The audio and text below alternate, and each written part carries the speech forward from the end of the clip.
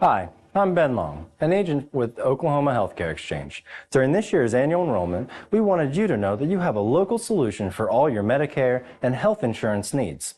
Our agents live and work throughout the entire great state of Oklahoma.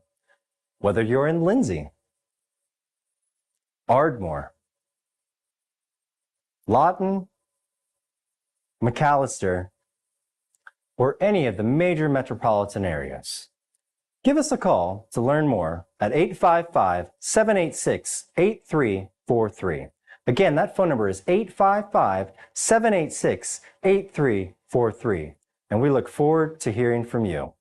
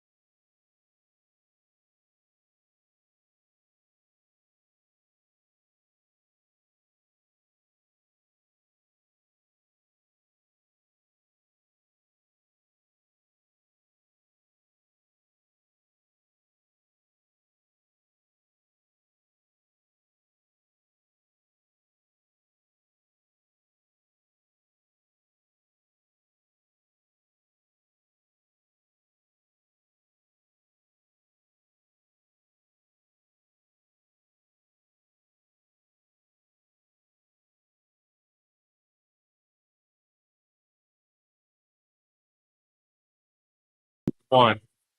Well, good evening, everybody. Welcome to Pauls Valley, Oklahoma, where we are just about ready for tip-off here between your hometown Lindsay Leopardettes and the Pauls Valley Lady Panthers. Jake Rutledge alongside Tandra Hamilton and RJ Brooks for the time being.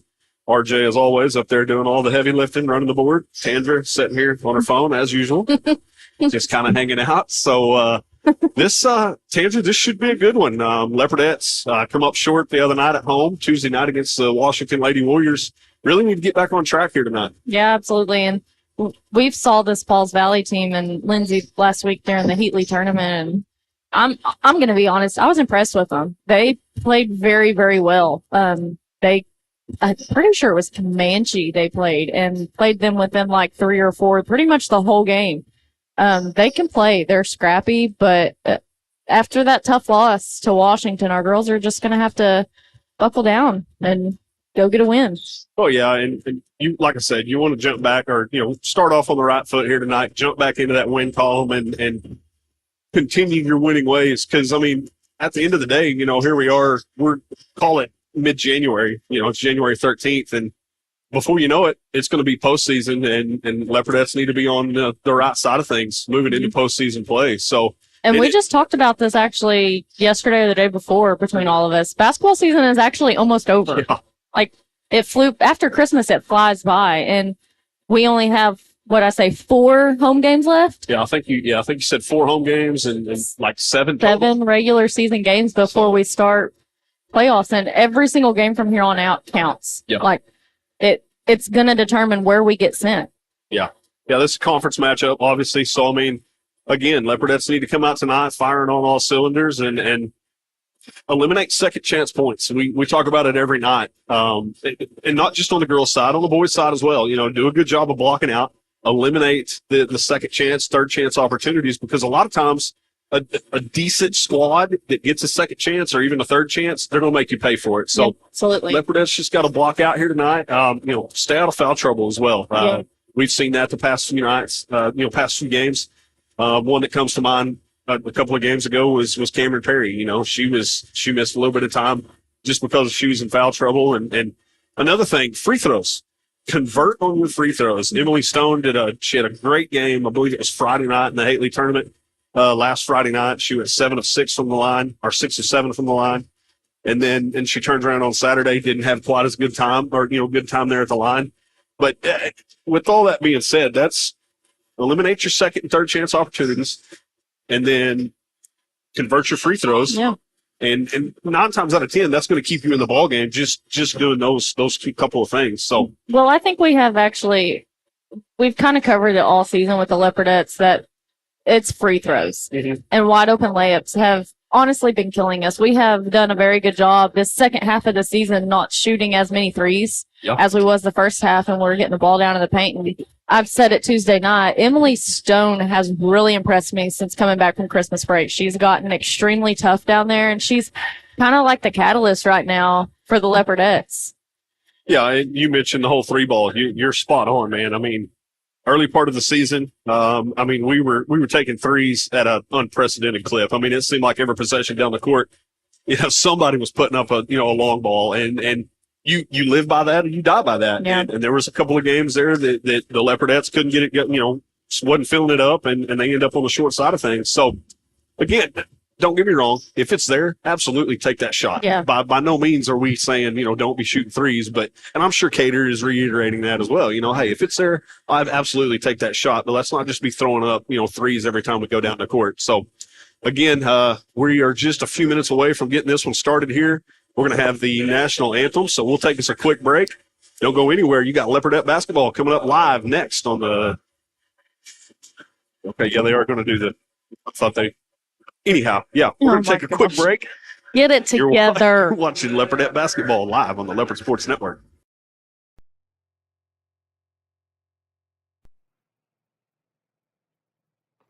Oh, say, can you see by the dawn's early light what so proudly we hailed at the twilight's last gleaming, whose broad stripes and bright stars through the perilous fight o'er the ramparts we watched were so gallantly streaming, and the rocket's red glare, the bombs bursting in air, gave proof through the night that our flag was still there. Oh, say does that star-spangled banner yet wave o'er the land of the free?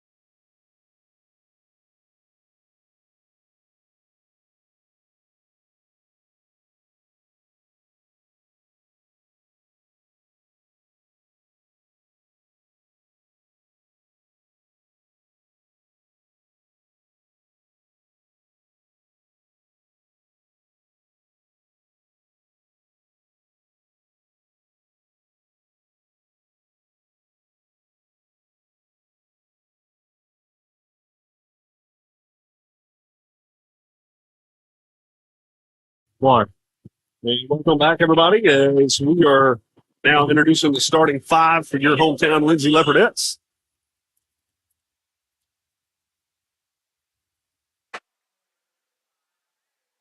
Senior Cameron Perry, sophomore Maddie McGowan,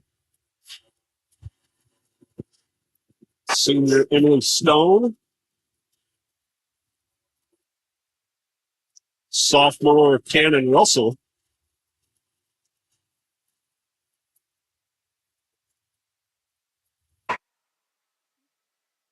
and junior Kristen Feliciano. So there is your starting five for the Lindsay Leopardettes, as Pauls Valley will be up next.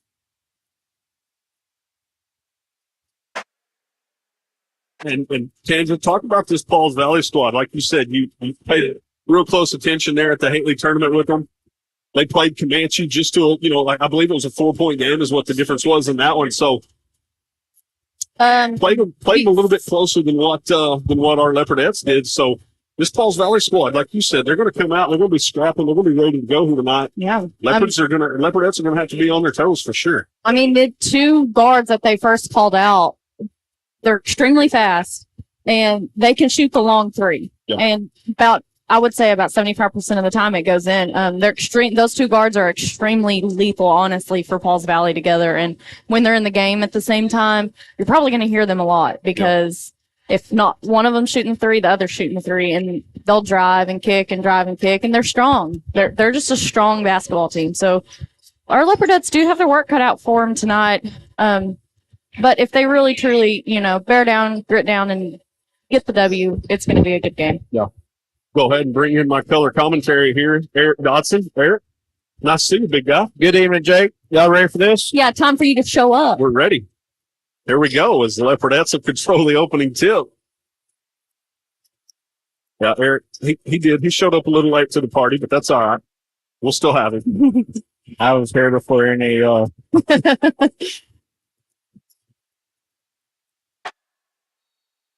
got a loose ball, and that'll be out of bounds on, I believe, the last touch there by McGowan. So first possession for the Leopardettes, first turnover of the evening.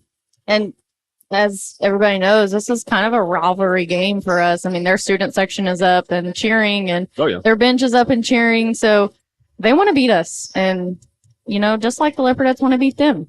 Well, and we always talk about the Lindsay Washington rivalry, but this one dates back a heck of a lot further than Lindsay Washington does. I mean, you go back into the 70s, maybe even a little bit further with Lindsay Pauls Valley. So it does go back further. This is the original rivalry. Yeah, it's always a good matchup when Pauls Valley and Lindsay get together. So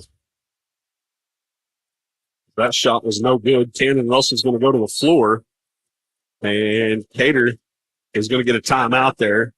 Just 30-second variety, so we'll go ahead and keep it here. But yeah, like you said, Eric, it dates back a long, long ways. And Lindsay Pauls Valley, it's always a fun one.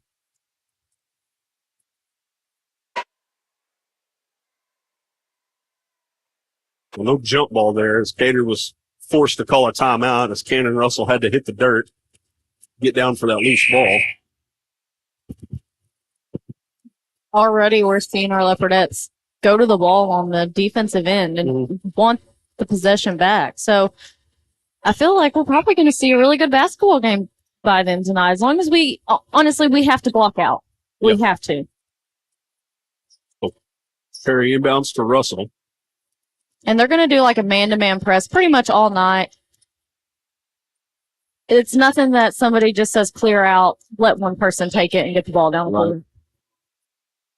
Kick it down low immediately to Emily Stone. She draws a double team. Has it knocked away from her.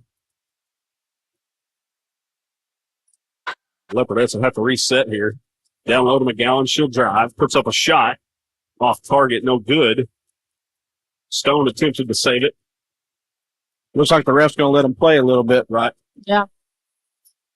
That could be a good or a bad thing as far as girls basketball goes, because honestly, it can really get ugly. Layup's no good. Stone corrals the rebound.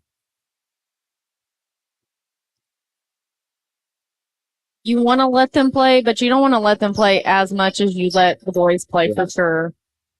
With a fadeaway there by Stone as she's unable to convert. I believe McGowan will be whistled for the foul here. Be her first of the night.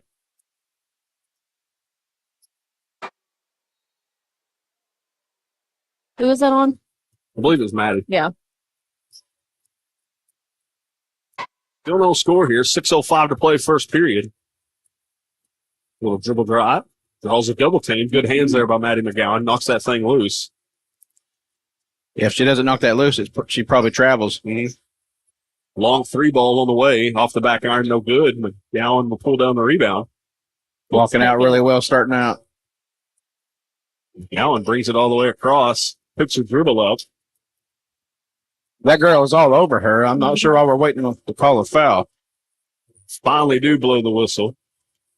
This goes back to Tuesday when I said chin the ball and just pivot. You have the ball, so if you're pivoting and chinning the ball, you're not going to get a foul called on you. They're in your, I guess you could say, bubble. Yeah, they changed the rule in that your elbows have to be down now. Perry looking to inbound. Gets it into Stone. Good pass. Now low to McGowan. Now one dribble and has it knocked away. But she'll draw the foul. That was a great pass by Emily. Yeah. There was no backside help from Pauls Valley, so that was great execution. McGowan's first rattles in and out. I watched McGowan in the JV game, and she went to the line quite a bit, and her free throw was back on. Yeah. Well, she converts one of the two here. Leopardettes lead 1-0. 5:30 to play, first period. And I noticed that Cater does have his two quickest girls on the floor, on their two quickest, so he definitely did his scouting as far as on those two. Right. That last layup attempt was partially blocked. McGowan puts it up down here, gets it to go. How? I don't know. That was a weird angle. Her body was twisted around, but she got it to go home. So. Long three, other end of the court, no good. Swatted away, Maddie McGowan. As Russell and Feliciano push the tempo, kick it back out up top to Perry. Perry down low to Maddie. Maddie with a drive. Oh, right in the face. In the JV game, she took a shot right to the eye and had to come out of the game. I thought her eyeball was on the floor. That's what we were seeing then. I think it started bleeding, too. So Maddie will go to the line here for a couple.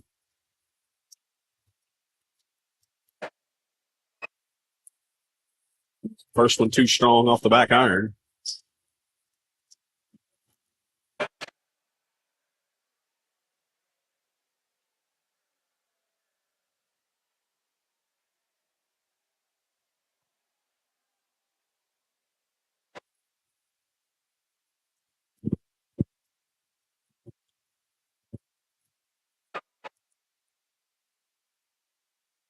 Down second. Off the front of the rim, short. Unable to convert there. Pauls Valley brings it back across. Up top of the key, guarded by McGowan.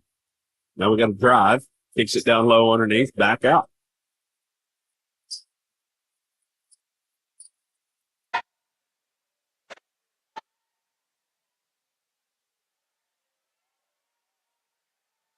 Good defense here by the Leopardettes. Left her wide open, layup, up and in. Yeah, there's a mix-up there. I don't know if they didn't communicate what, but Valenciano and Perry both went to cover the girl up the top of the key and left the girl at the wings wide open. Yeah, there was no backside help from Leopardettes either, so she forced her baseline, and there was just nobody there. Perry, three ball. It's good. I seen her warming up during, warm-ups and stuff, and she was pretty on fire down here. So I kind of expect to see a lot of threes out of her tonight, to be honest. Yeah, she started, I believe it was last Thursday night, first round of the Hately. Her first one she put up goes in, and I think she ended up with 4 that night. So, Oh, yep, we're going to get to travel. So more often than not, if Cameron Perry, if she starts 1 for 1, it's usually a decent night for her from beyond the arc. yeah. She spends a lot of time in the gym practicing that shot. She's pretty good. She has a really good coach behind her in Dietrich helping her with that shot, too.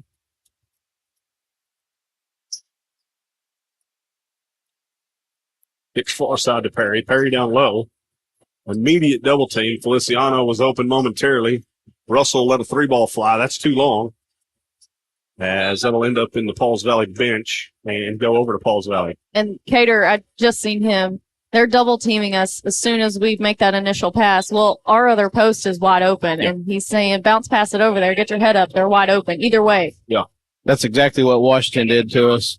Every time we pass it down low to our low girl, they double team just to take that away. So maybe they'll figure that out. Collision down low between Perry and number 3 there. No whistle. We do have a whistle now. I'm going to get called. Stone will be called there for her first.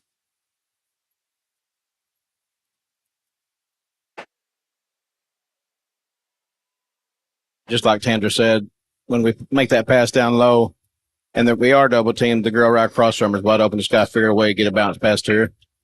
Kick it out far side. 3-ball on the way. That's good.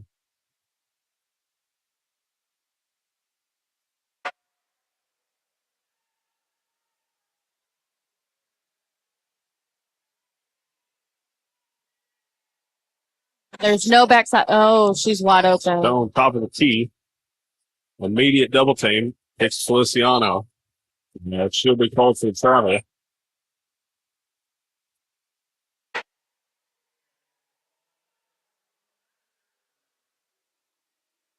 Feliciano's second turnover. She just a little bit anxious. She when it took off before she put the ball on the floor. I think she's faster than what she realizes.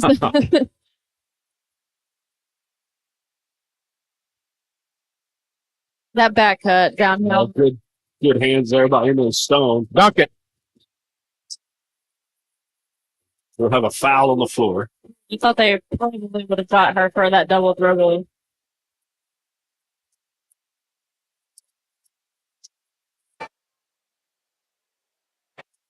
It's there.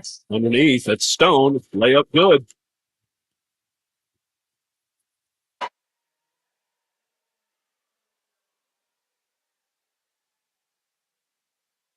Those plays are going to be there every time. The Pauls Valley Lady Panthers are honestly just turning their back and just letting themselves get screened. They're not fighting through any screens right now. Good heads there by Russell, but unable to keep that one under control there. She steps on the line.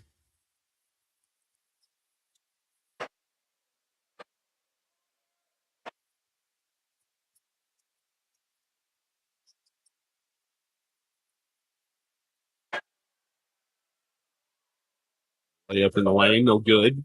Knocked away momentarily. That's Stone. Somehow keeps it alive. Russell brings it across, kicks to Feliciano. Feliciano drive, pulls it back out.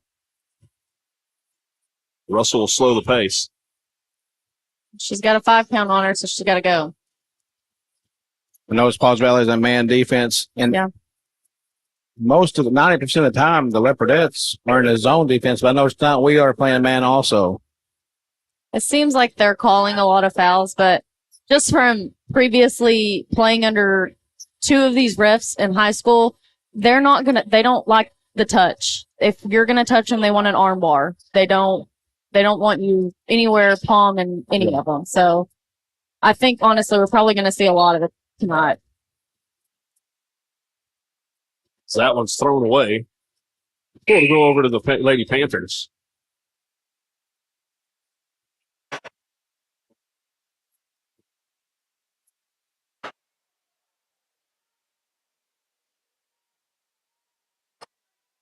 Just under a minute to play here, first period. 8-5, Leopardettes lead.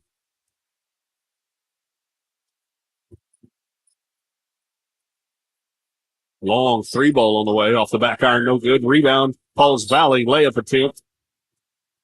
No good, but she's going to be hacked on the arm here by Camden Russell. Yeah, Russell did not block out whatsoever, and then she fouled on top of it.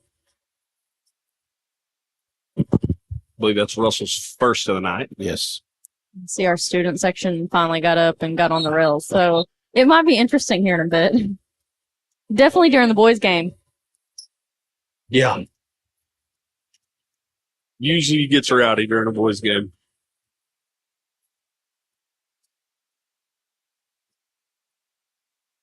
The free throw attempt off the back iron, no good. Stone will control. She'll give to Perry. Down to 38 seconds to play. First period. Kicks down low, Maddie McGowan. Immediate double team.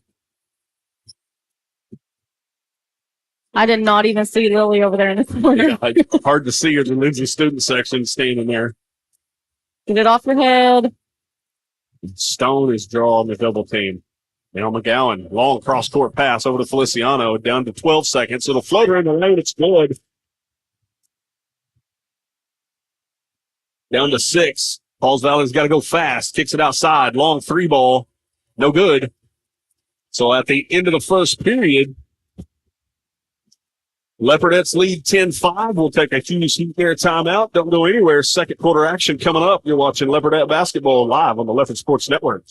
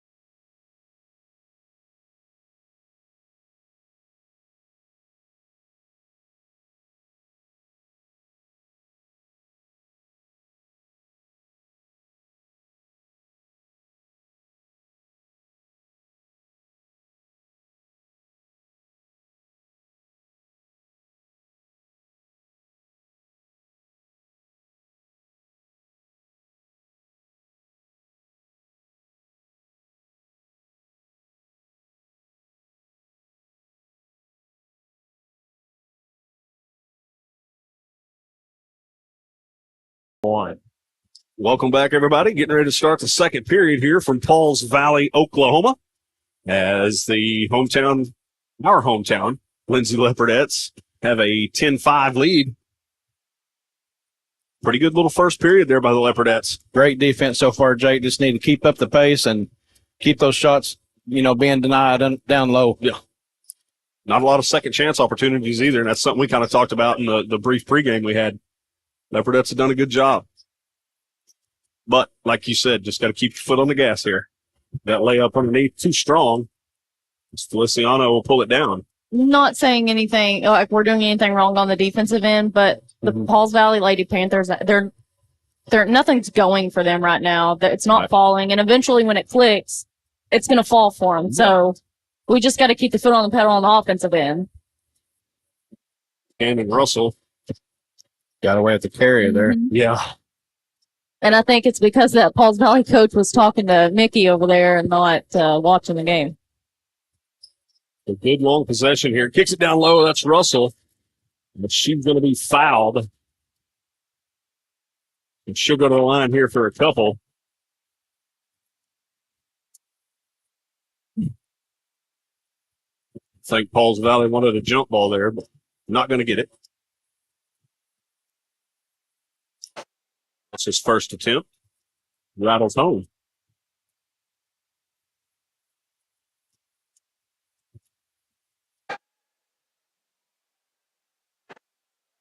Second. It's good as well. That'll give Cameron Perry an assist. Oh, great position by. Oh, my goodness. That was definitely a mark. She had her in a headlock. The Pauls Valley coach had one of his players on the scores table ready to sub in for that particular girl because he thought that was fixing to be her third foul. Also brings it across the timeline. Kicks Feliciano. Feliciano drive. Kicks it back out. Nobody was there. Over to Dotson. Perry, three ball. No good. That was rushed a little bit by Cameron.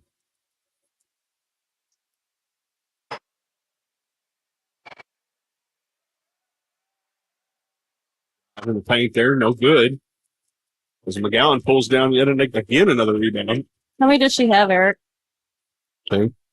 Maddie's only got 2? Oh, dang. I feel like she's gotten all of them almost. Perry with the drive, kicks it back out to Luciano. We score here, and their coach is going to take a timeout. Yeah. Down low to McGowan. McGowan floater's good. Maddie McGowan. And as Eric calls it, Paul's Valley wants to take a timeout to talk about it as the Leopardettes have opened up a 14-5 lead, 6:05 to play second period. We'll take a quick break. Don't go anywhere. You're watching Leopardette basketball live on the Leopard Sports Network.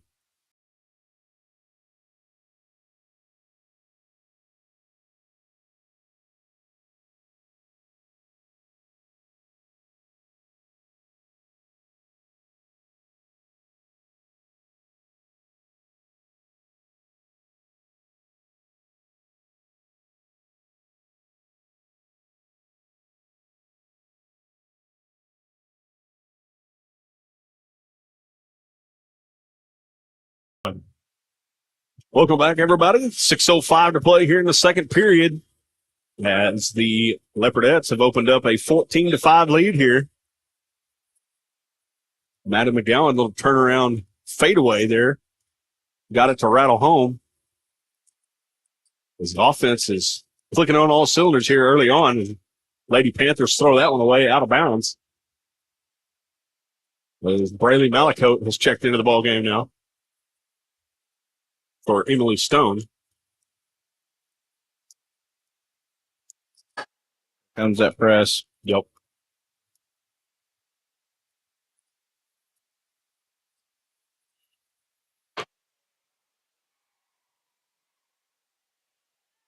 Perry kicks it over to Russell. Russell over to Malicote. Long two there by Malicote. Too long.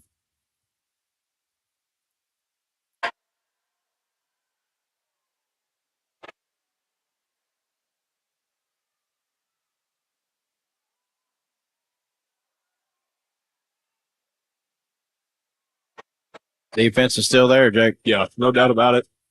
Oh, Maddie. You go straight up right there. She's not going to get around you. Third second. McGowan will be whistled for the foul. Oh, they called Malico with the foul. What?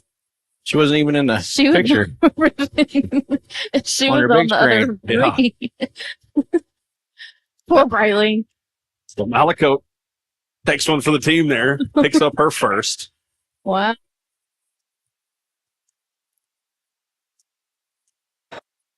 Both free throw attempts are good.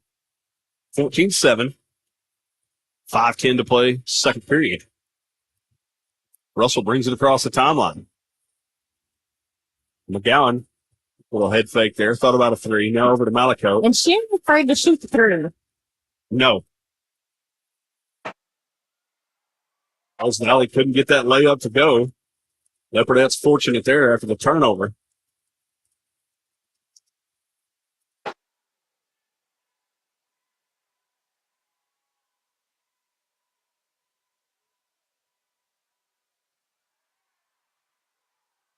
Perry took one on the backside there.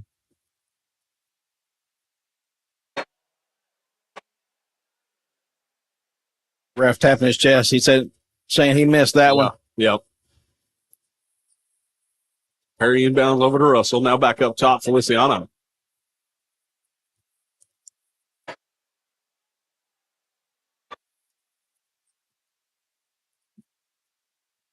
She lost her dribble, had to kick it over to McGowan. McGowan looks across the court. Three ball on the way. That's good. Who's that, Cameron? Cameron Perry.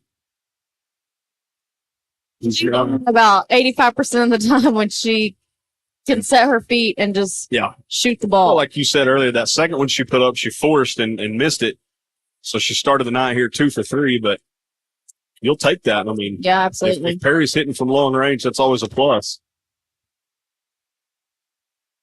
Pauls Valley finally gets one to go from deep. That's that Nunez girl that I was talking about earlier. She's gonna shoot it. If she's open, she's gonna shoot it. Malicote with the drive, kicks it over. That girl just hit an NBA three down there.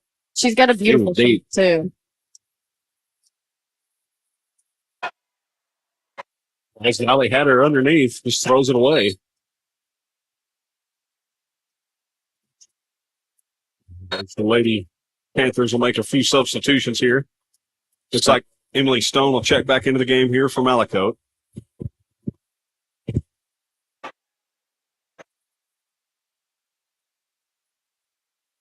Just clear out and let her bring it up. Yeah.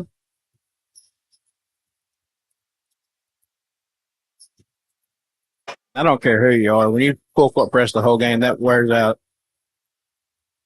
Oh, Stone had that one blocked. Now, if you remember correctly, I don't know if you were there, Eric, but they full court pressed Comanche the whole game. Mm-hmm.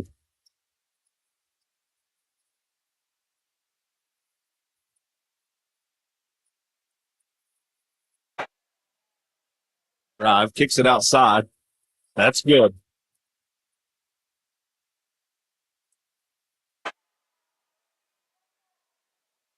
(17-13), 2:35 to play, first half. 9-point lead's dwindling down to 4. Mm-hmm. Back-to-back threes there by the Lady Panthers. Have got this one, got them back in this one. Maddie McGowan took up short. And both of those threes that we give up, that their hands were in their face. I mean, yeah. As far as just getting there a little bit sooner, I think they were going to shoot them anyways. Yeah, As Coach Cater wants a timeout here, we'll take one with him. 2:08 to play, second period. Pauls Valley's cut it 17-15. You're watching Leopardette basketball live on the Leopard Sports Network.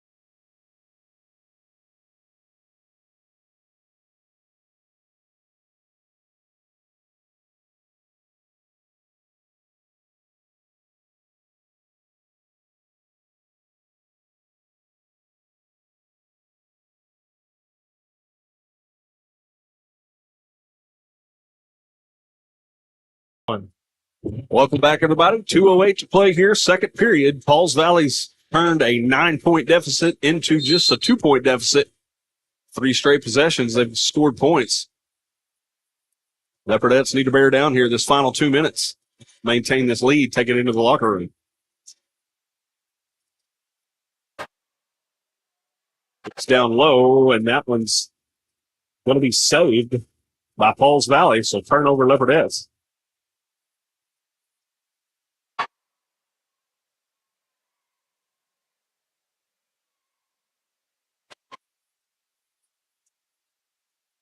Pauls Valley can take the lead here with another 3-ball. So they kick it down low, and she'll walk. Leopardettes not really doing anything different. They're just forcing a lot of passes that are not there. Mm-hmm. Just need to settle in and make the good pass, wait on a good pass, take advantage of it.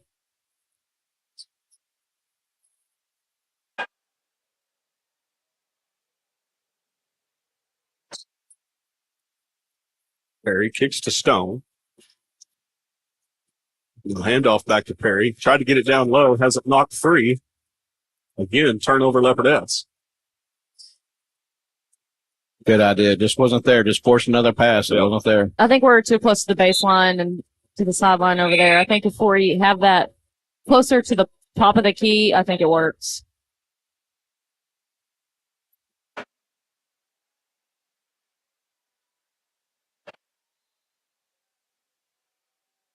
Ball's valid inbound here. 1:02 to play. Second quarter. Kicks it down low. Has a girl wide open. She couldn't get it to go. Second chance opportunity, and she draws the foul. I think that's Maddie's third. No, it'll be her second. Malakote got lost down low. Yep. So Matt McGowan had to come over to help and left her girl wide open. If Malakote sticks with her girl a little bit tighter, Maddie doesn't have to come over to help on the bottom. And that pass is not there. That first free throw's good. 17-16. Second one on the way. Good as well. Pauls Valley has climbed back into this one to tie it up here late. 50 seconds to play, second quarter. Kicks to Stone. Top of the key. She needs to go. Kicks to Malakote. Feliciano. Now Russell with the drive.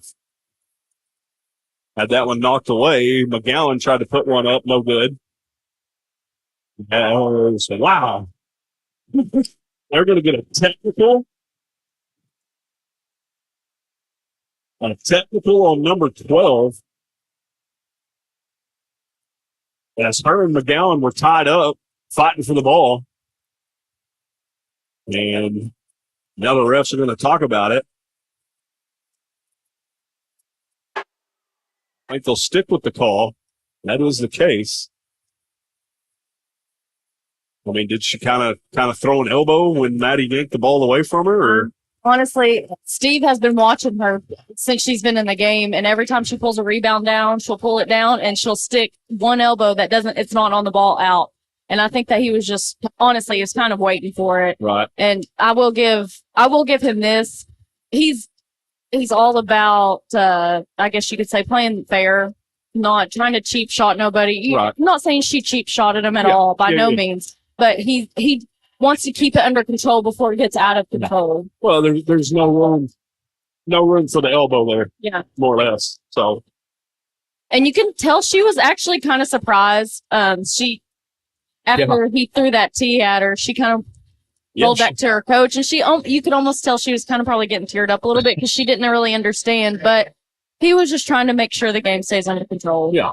And two, as a player, you got to plead your case. You know, obviously, at the high school level, you're not going to plead your case to the ref. You're going to go back to the coach and, hey, wasn't trying to be too malicious or anything, but got teed up. So McGowan got one of the two to go, down to 15 seconds to play here. McGowan again tries to kick it down low, and it's denied. Force another pass. And she'll walk. So the Leopardettes will have 5 seconds to shoot here as they lead 18-17. And guess who's checking back in? I kind of guess what we're fixing to do. Now you see number 1, Cameron Perry, trot back out there with 5 seconds. She's going to inbound, and you'd probably think she's going to try to get the ball back in her hands and hoist up a 3 here late. One of these girls down here are going to have to come up and help. There you go. Yeah. Well, they're going to play man-to-man. Somebody just needs to get open and everybody clear out. Kicks it to Russell. Russell needs to put up a shot. Got it. Oh, my goodness. Just a little bit too strong. Couldn't get it to go. So, at the end of the second quarter, Leopardettes lead 18-17. We'll take us a break, get us a swig of water. We'll have some stats on the other side. Don't go anywhere. You're watching Leopardette basketball live on the Leopard Sports Network.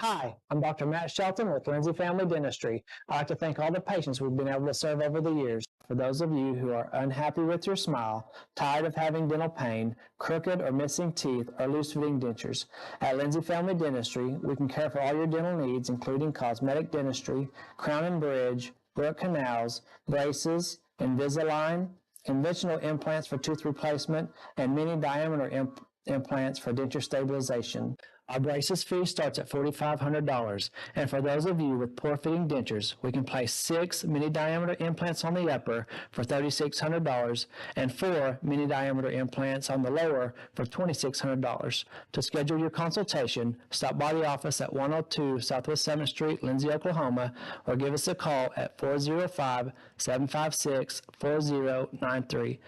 As a 1997 graduate of Lindsay High School, I'd like to take the time to say go Leopards.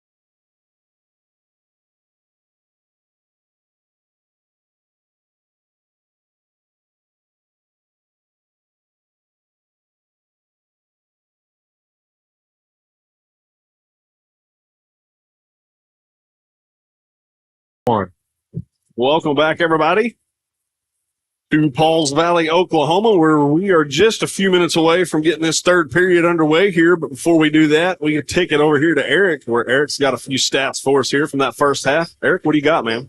Yeah, Jake, there wasn't a whole lot of shots put up. The girls, they shot 44% from 2 and 40% from 3. They just took 14 shots that first half, making 6 out of 14 shots. They were 4 for 8, 50% at the free throw line. We had 9 defensive rebounds. We did not have any offensive rebounds. We usually have some putbacks, but we didn't get any on offensive boards. Had 4 assists, 3 steals, 2 blocks. We had 8 turnovers. That's a little bit high, but it was lower than our last game, right, against Washington. And we ended up with 5 fouls. You know, it's 18-17. Leopardettes have a lead, and we've got a bona fide Highway 19 cat fight going on. Yeah, and you mentioned the turnovers. You know, I believe the other night back at home they had 13 or 14 there in that first half. So good job of cutting down on that. You know, just putting up 14 shots there in that first half. Nothing wrong with that. I mean, you got 18 points on the board here. It's an 18-17 ball game. So this should be an interesting, pretty entertaining second half. Looking forward to it. Pauls Valley inbounds here to start things off in the third.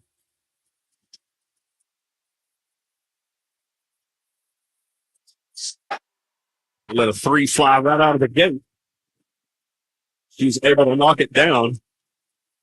So good start there for Pauls Valley.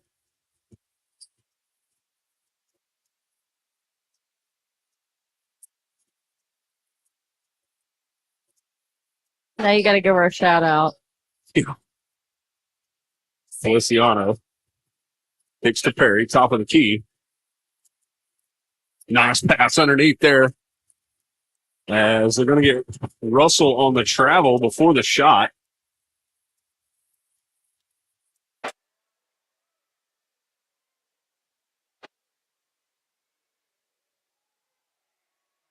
Picks it far side. Another 3 ball. That's way too long. McGowan will pull down the long rebound. As Tanger said, shout out to the kiddo, Delaney, back at home. Laid up watching us.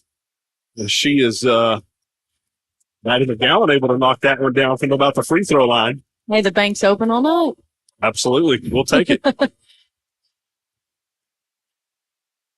2020, 6:39 to play here. Just underway, third period. Wide open from the corner there. No good. No. Nobody home to rebound. No communication on the defensive side of the ball. No.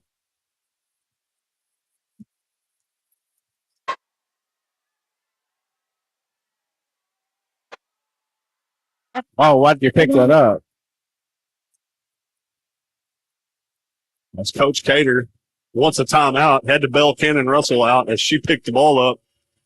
Nowhere near midcourt. She was closer to the Pauls Valley 3-point line. Just a 30-second timeout, so we'll stay here. While we're on a timeout, I've been keeping up with this Washington-Marlowe game, and it's 26-11 going in the third quarter. Believe it or not, that's a very low-scoring game from 2 top 10 Class 3A teams right there. 26-11. Who's winning? Oh, Washington. Yeah, I thought I was going to play the guessing game for a second. I need 3 tries. I hate you. Usually when you give a score update, you mention who's leading the ball game. Both of you can find a new partner. How about that? I'm done. You heard it here first, folks, as Dandra Hamilton is signing off as Cannon Russell takes a spill down in the paint. Leopardettes couldn't get the shot to fall. No more scores for you two. You can look them up yourself. How about that? Don't ask for my help. No more. At least we'd know who's winning. Kicks it far side. I hate y'all. Little drive. Kicks it near side. Thought about a 3. She'll let that one fly. Comes up just short. Good block out there by Russell Cannon Russell. So pulls down the rebound there. Perry will bring it across. You gotta, honestly, we had like a 20-minute halftime. So you gotta kind of wonder how that halftime, I guess, kind of messed with the mojo of Leopardettes. Because going into the locker room, they were hyped and they were energized and ready to play. Now, they had to set for 20 minutes and kind of wait on some technical difficulties, but Yeah, we'll see. Eric mentioned that too. I mean, we weren't on errors. McGowan gets it down low, puts up a shot, has it blocked. But Eric mentioned that, the Leopardettes were sitting down here on this end closest to us, and they were all sitting down. And Eric mentioned, hey, those girls need to get up. Yeah, that's what I was thinking too. I would have wanted them running the baseline at least. Yeah, doing something. So McGowan will go to the line here for a couple. First is good.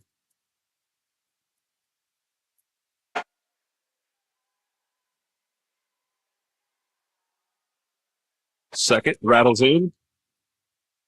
So McGowan knocks it up from the free throw line. We can always count on Clayton Sanders to lead the charge over here in the fan section or the student section. Layup underneath. As they'll get Russell on the foul. Here, second, Jake. It'll be Cannon's second of the night.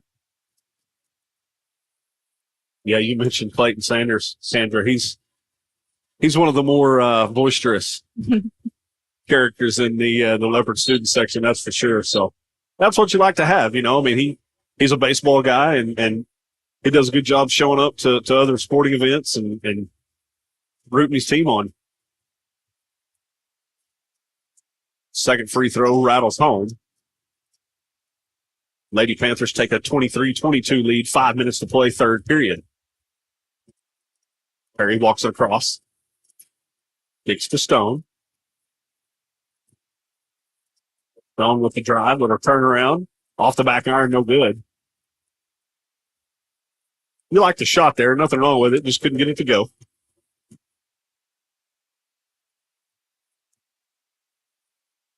She's always going straight away to the rim right there in the middle of the lane. Oh, good hands there by Cameron Perry as she knocks that one free. No, that's a good point. I would like to see her get over here on a better angle at the rim and use that backboard. I think more of those would start falling. Perry with the drive. She'll go to the floor. And then she'll go to the line here for a couple.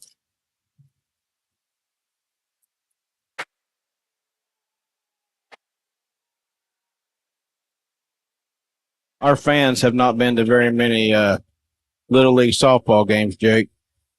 They do the same chant over and over. Oh, yeah. I think I went through 3 years. I don't know if I heard the same chant twice. Right. Those softball girls, holy smokes. Yep. Some of them are kind of vicious.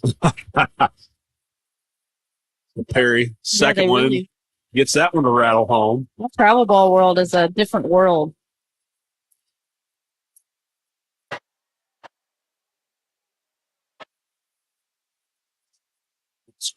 Chloe Ince now into the game for the Leopardettes. The drive, spin move in the lane, puts up a layup, no good. McGowan, as we'll have a jump ball, and that will go over to the Leopardettes. A good hustle there by Maddie. That was a good move by Paws Valley number 3 there. Yeah. If that had failed, that'd have been pretty impressive. Throw the ball in. Perry couldn't get it in.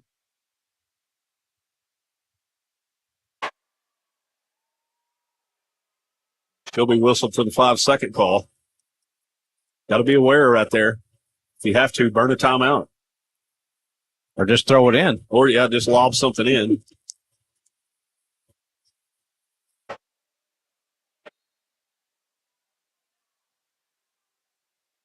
Can't stay that far off those girls. They'll fire that 3. See, there's 2 girls there. Up underneath, and she'll draw the foul. Couldn't get the bucket to go for the and one. She'll go to the line for a couple here as... I think it was Ants with the foul. Yep, that'll be closed first.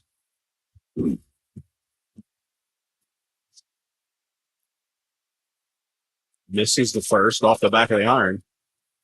Right now, both teams are just swapping points on the scoreboard with the free throw line. Second. Gets it to go.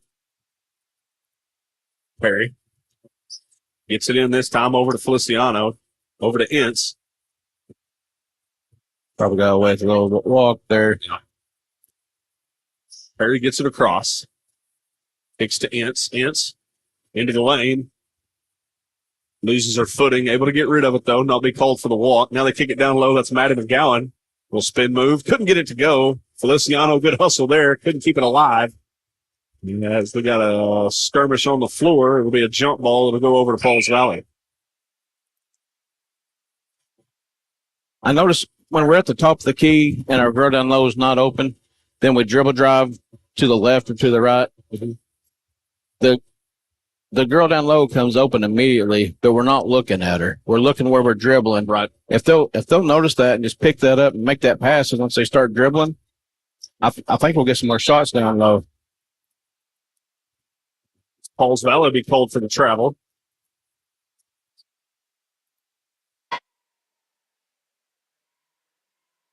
And Russell will check back in for Brady Malakote.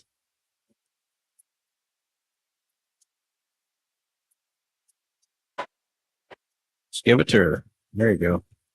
Everybody just needs to clear out and let Cannon bring it up. Yep. Russell kicks it. That's Maddie McGowan. 3 ball, too long off the back iron. No good. Good hustle there. Cannon Russell keeps it alive into Perry. Perry hits the floater to go. I'm glad she made that because Coach Cater might would have gotten her for a wide open layup. Yeah, she could have drove all the way to the bucket, but elected for the little floater from about 8 feet. 3 ball on the way. Too long. Perry rebounds. Down to 2:30 to play, third period. Leopardettes lead 26-24.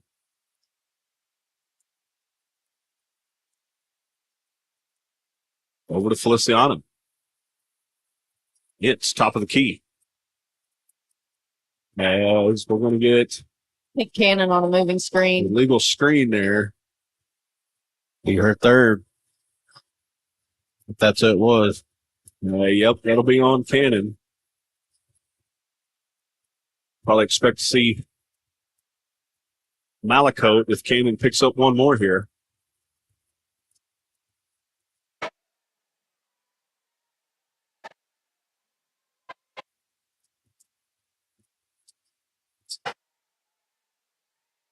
Lots of ball movement here on this possession by the Lady Panthers. Good defense by the Leopardettes, however.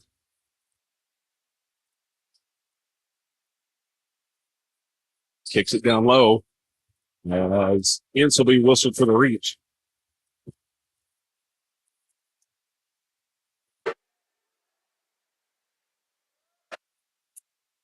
That'll be Chloe's second of the night.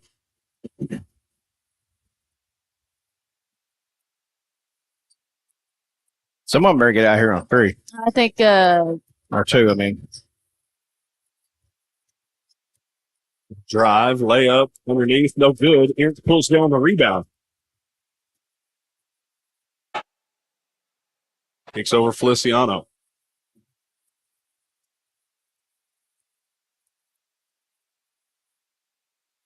Russell takes it near side corner, dribbles out of it, kicks it over, and she's going to be called for the travel.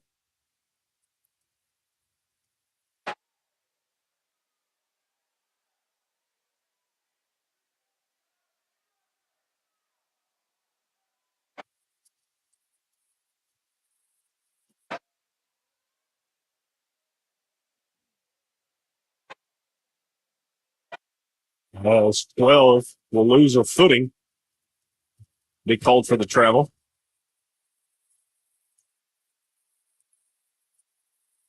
$1:12 to play, third period. 26-24, Leopardettes still lead.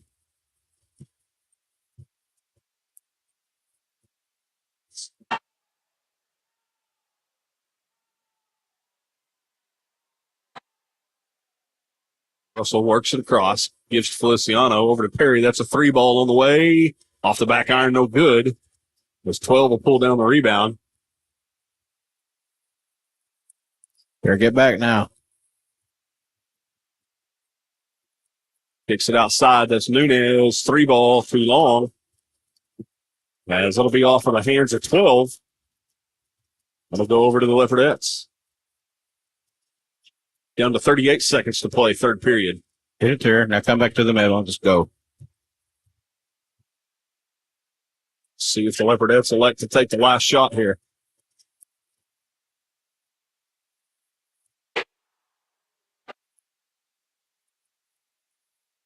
Gets to Perry.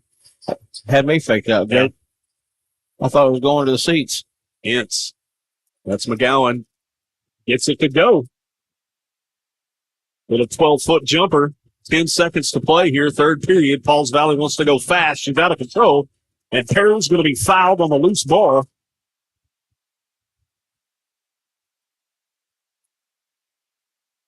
As that'll give the Leopardettes 5 seconds to shoot here. Hanging on to a 28-24 lead. Again, 5 seconds to shoot. I say get in the hands of Russell. She's got the wheels to get down to court. Stone needs to go fast. Perry, no way she's going to get that there. She's immediately picked up there. But at the end of the third period, Leopardettes take a 28-24 lead. We'll go to the fourth. After these messages, don't go anywhere. Fourth quarter action coming up. You're watching Leopardette basketball live on the Leopard Sports Network.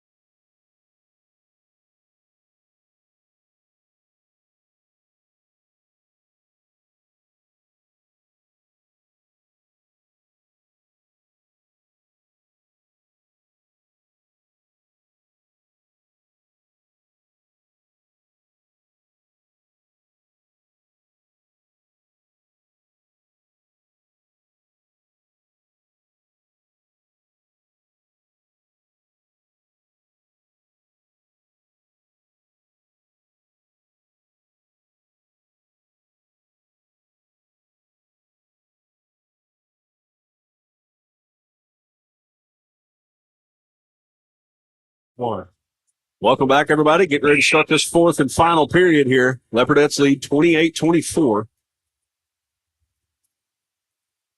This one very well could come down to possibly the final possession, maybe who has the ball last. So could be a good fourth quarter here.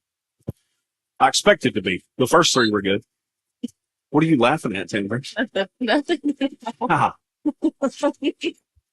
Can't take her anywhere, I swear. You said it's going to come down to the last ball, and I'm like, you think? I said last possession. Final possession, whatever. McGowan down low. Too strong off the glass. Pauls Valley are control it.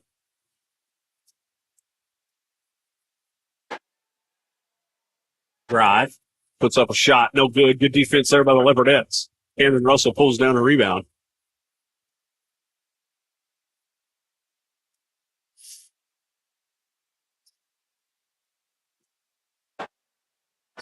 Russell drives a baseline, puts up a shot, couldn't get it to fall. And we'll have, we're going to get Emily Stone with the foul. Be her second, Jake. So just Stone's second of the night.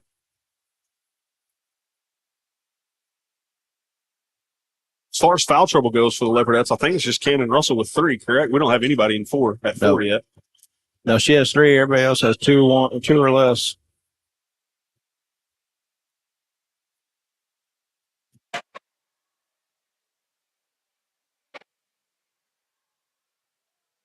Drive. Rolls a double team. Good hands there by Emily Stone. Oh, she just slammed her back right into that chair, too. 25 took a tumble. Pops right back up, though. She don't necessarily agree with the foul call. Neither does the Pauls Valley coach. Russell Perry gets it in. What are we doing going backwards here? Go. Gotta go. She does get it cleared. Kicks to Feliciana. Quick passes and you have a layup, but we're sitting here standing around. Perry works it down low to Stone. Stone tried to go off of her foot. Pauls Valley wasn't having it. Turnover, Leopardettes.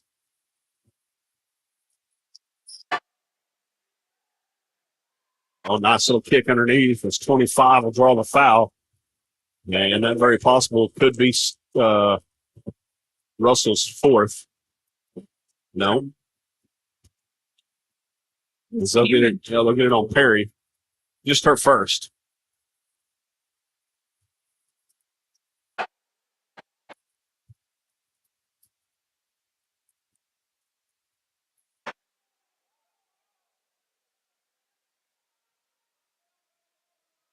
Second attempt on the way.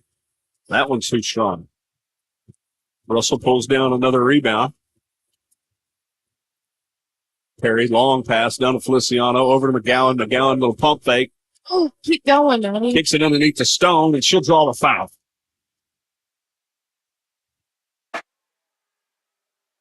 Maddie had a wide open layup. She would have just kept going. Yep.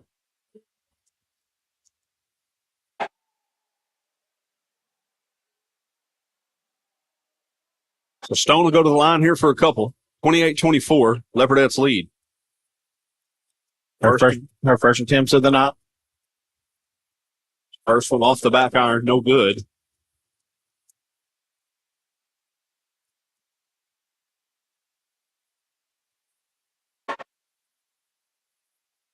Second on the way. As that one's good.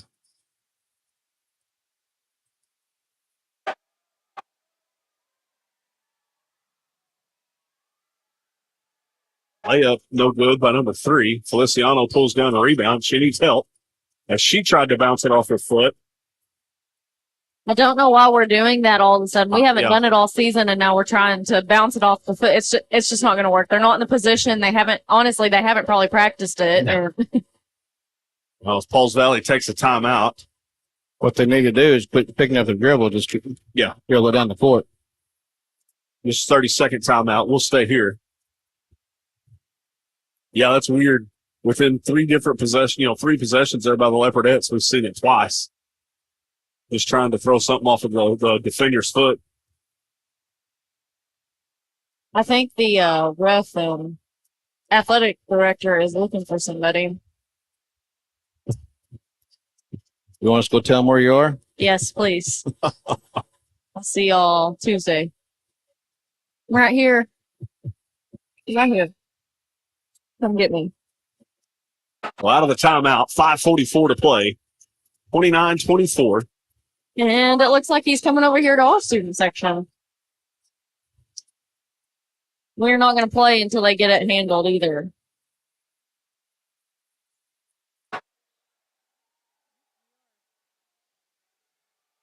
Pauls Valley gets it inbounded.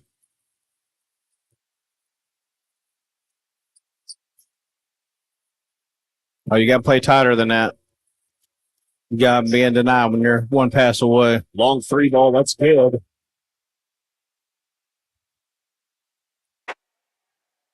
So we had some Pauls Valley students over here in our student section causing a little bit of chaos.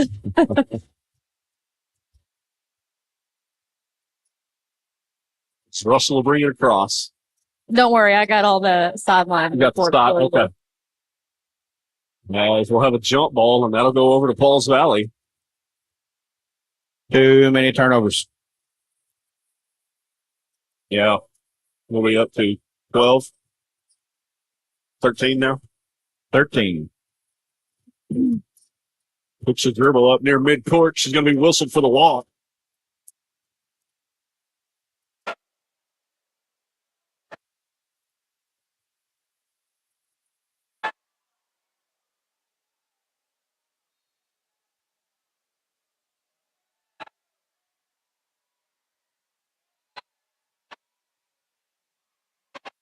Stone, top of the key. Thought about trying to get it to Feliciano. Now it gives it to Perry. Perry with the drive. Step back. McGowan, long 3 ball, top of the key. No good. Stone pulls down a rebound. I think you just need to pull it up to the top of the key, slow down, and get a play going. Russell, McGowan.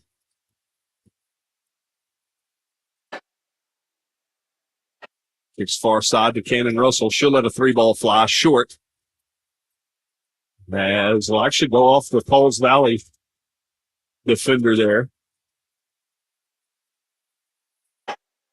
Third opportunity here for the Leopardettes.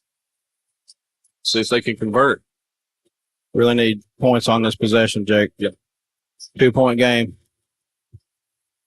Gowan has it knocked free. As we'll have a jump ball, but it'll stay on this end of the court with the Leopardettes. Just a little bit careless with the ball. Picking up her dribbles, forcing bad passes. Those ice creams got to be popular because I have seen so many people come by with these ice creams. And Pandra's talking about ice cream. You can't help it. They're coming up here. Stone had to throw that one back in bounds. A little bit of a wild pass there. Wide open 3-ball. No good. Perry pulls down the rebound. With Shield. And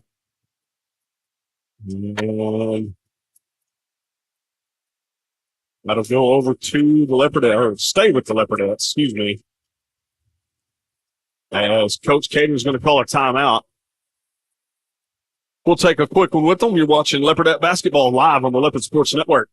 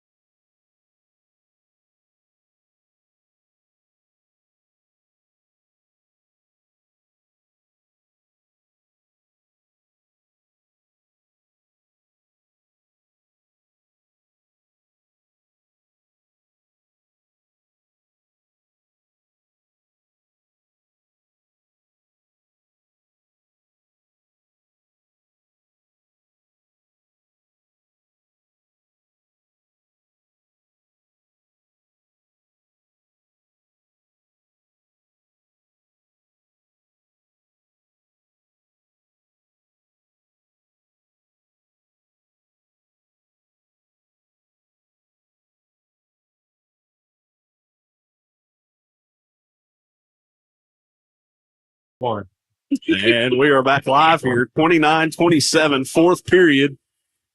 As this one has turned into, I shouldn't say turned into, it's been a darn good game from the jump, you know. You made me sit up. Leopardettes had the biggest lead of the night of 9. Yeah.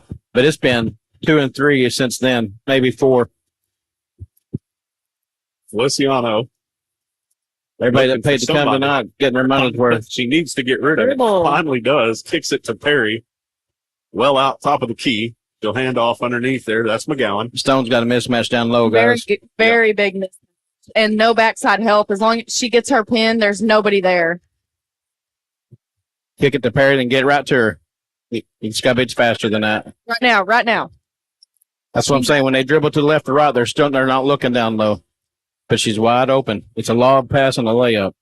And she knows it, so she's going to get up there and she's going to do it for Maddie. 3 seconds in the lane. As we'll have a 3 seconds in the lane against McGowan. You know, I like that what Emily just did. She knew she was open the whole time. They weren't giving her the ball because she got up to the top of the key and gave it right back to Maddie. Unfortunately, we got that call, but. And that's the second time she's done that tonight. Inside of 3 minutes to play. It's 3 with a little dribble drive. Puts up a layup. No good. As Feliciano will pull down that rebound. Good, strong rebound there.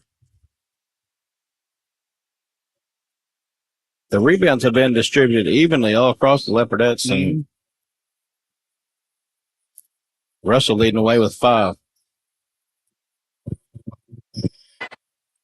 It's down low McGowan. One dribble, little turnaround, one-hander. Too strong off the glass. Russell knocks it free.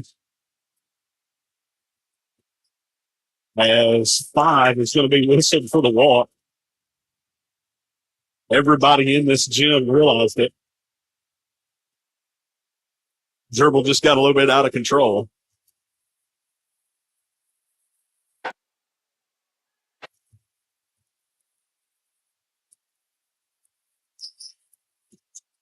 Russell kicks to Perry. Perry was looking down low, had to give it up for McGowan. Now McGowan goes down low. Immediate double team. Good ball movement here by the Leopardettes. once we pass it down low and the double team goes across, our girl in the corner needs to cut to the basket. She'll be wide open for a layup.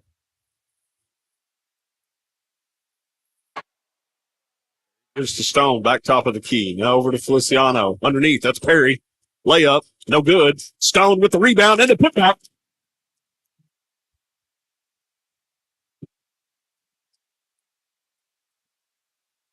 As nobody picks her up. Leopardette's got to be aware, get back on defense. Fortunate to not give up the layup there. But she'll go to the line here for a couple. Hannah's got 4.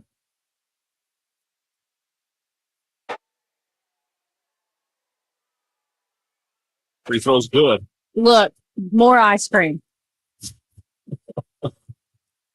Everybody in this place is eating ice cream. Besides me.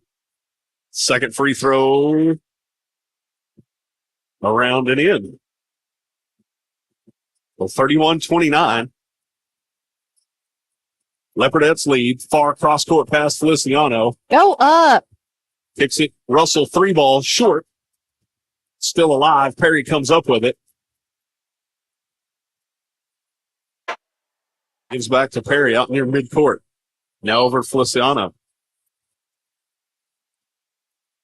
You know, one more pass on that break and it's a layup. So Russell's chipped up there. Pauls Valley forces a turnover. 1 minute to play in the ball game. 3-ball on the way. That's good.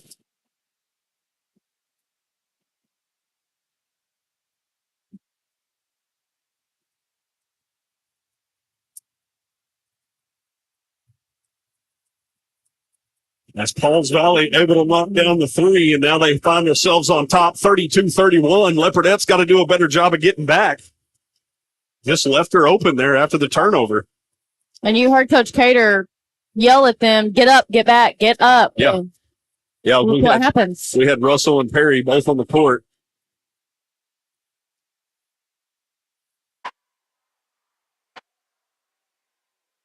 Cater called a timeout. Got to wonder what he's going to call here. Still plenty of time in this one. Just under a minute to play.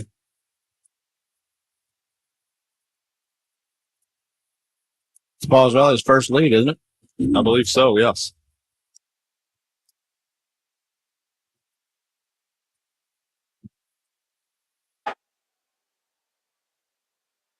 Yeah, like you said, Eric, at one point, Leopardettes had a 9-point lead in this one. Pauls Valley climbed back into it, able to knot it up. I believe it was 17 apiece.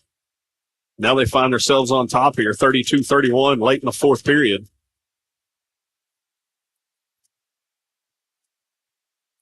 Here we go. So 54 seconds to play in this one. Perry to inbound here for the Leopardettes. Kicks it to Stone. No need to rush here. If we're not going to take a shot soon, though, we got to make sure our last shot is going in. Russell retreats out back near midcourt. Down to 35 seconds to play. Feliciano turns it over. Nope. Perry able to corral it. And she'll take a little floater in the lane. And she'll be listed for the charge. Just a little bit out of control there.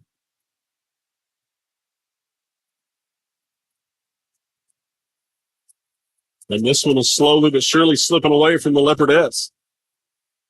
They need to foul immediately and put them on the line. Yeah. Yeah. And they're not doing it. Why are we not fouling? There you go. They should have been fouled down here with 25 seconds left. So that'll send, I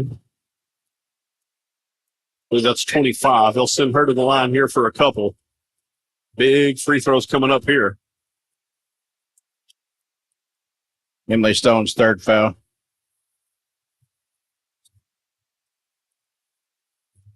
Pauls Valley calls a timeout. It's a full, so we'll take one with them. Don't go away. 19 seconds to play here in the ball game. Leopardettes trail 32-31. You're watching Leopardette basketball live on the Leopard Sports Network.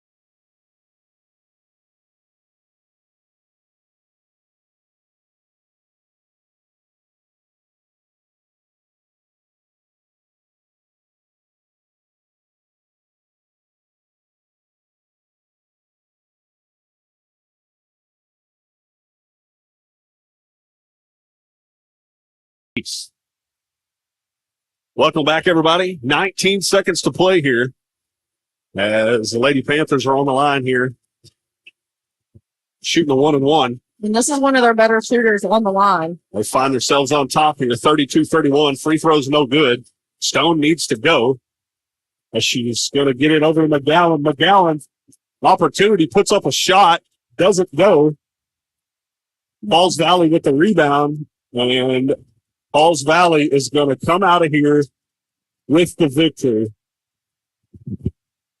Well, a wide open layup, and we choose to make take a jump shot. Yeah, Maddie, just got to be aware right there and continue to drive. At the very least, you get hacked and you go to the line with an opportunity to tie it, but you pull up from about 8.5 feet, come up short. I mean, at least if you're one-on-one, at least take him to the line and give yourself a chance. I mean, now if she makes it, you have to have a 3-ball in 2.4 seconds.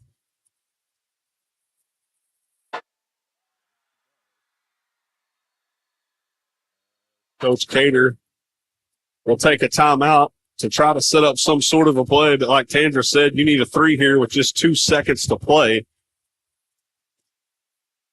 Chances of that a little bit slim. We'll go ahead and keep it here. Don't want to take a chance and miss this final 2 seconds. Now, this is a ball game that the Leopardettes, as Tandra mentioned off air, you find yourselves up at one point, you're up 9 points. And now all of a sudden you've let that lead slip away. And you trail by 3 here late. Ideally here, long inbounds pass, get up a quick shot. Hopefully, maybe draw a foul on that 3-point attempt and you go to the line for 3. Or, I mean, if you're Pauls Valley, though, you're not even playing that close. The clock's on your side right now, 2 seconds to play. You basically let Lindsay inbound this thing, and if they can throw one up from, 3/4 length and make it, then you live with that. But I mean, you got to go at this point. You can't hold it. Yeah. It's got to go in Cameron Perry's hands if we're going to want a 3. So McGowan, long pass, and that's going to be intercepted underneath. And the Leopardettes are going to stumble late here and lose this ball game by a final of 34-31. Pauls Valley never led until about the 58-second mark. And Pauls Valley able to pull this one out. Final score 34-31. Don't go away. We got boys basketball coming up here in about 10 minutes. You're watching Leopardette basketball live on the Leopard Sports Network.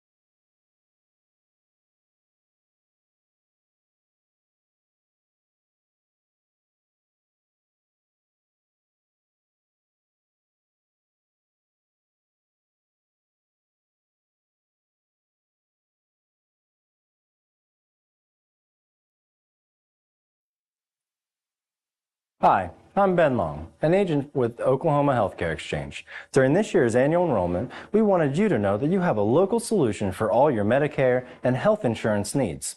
Our agents live and work throughout the entire great state of Oklahoma.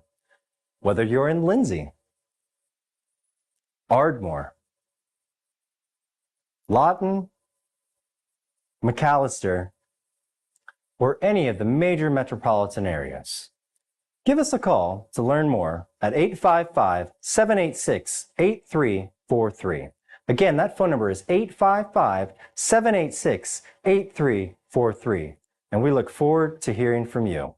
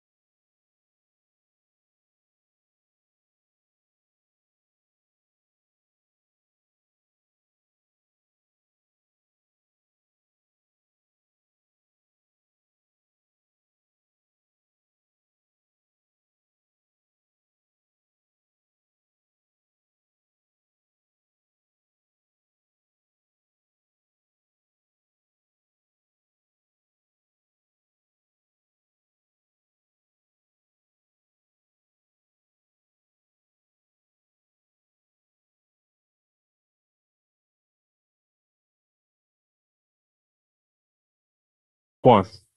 Welcome back, everybody, as we are just about ready to introduce the starting lineups here for your hometown Lindsay Leopards, alongside the Pauls Valley Panthers, as we are about a minute or so away from the opening tip here between the Leopards and Pauls Valley. And again, partner, it's kind of like the Washington, rivalry. This one, again, it dates back forever, years and years and years down the road. It's always a good time when Pauls Valley and Lindsay get together and square off. So this one should be a good one here tonight. Pauls Valley, they're no slouch.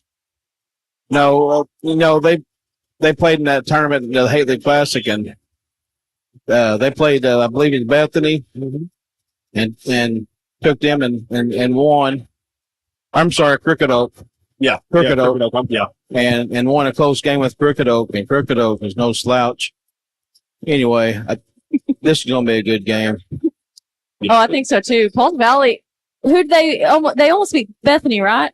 Crooked Oak. Crooked Oak. They did beat Crooked Oak, and I want to say they played Bethany They may have. in the Haley, but yeah, I mean, no, Pauls Valley, they got a handful of kids that are legit. I mean, we've seen them warming up there, obviously, and they're athletic. They like to move the ball around the perimeter quite a bit, and they got a couple of big guys that can go up against Ryan Kennedy and try to eliminate him from the game plan. So this one should be a good ball game here tonight. Looking forward to this one for sure.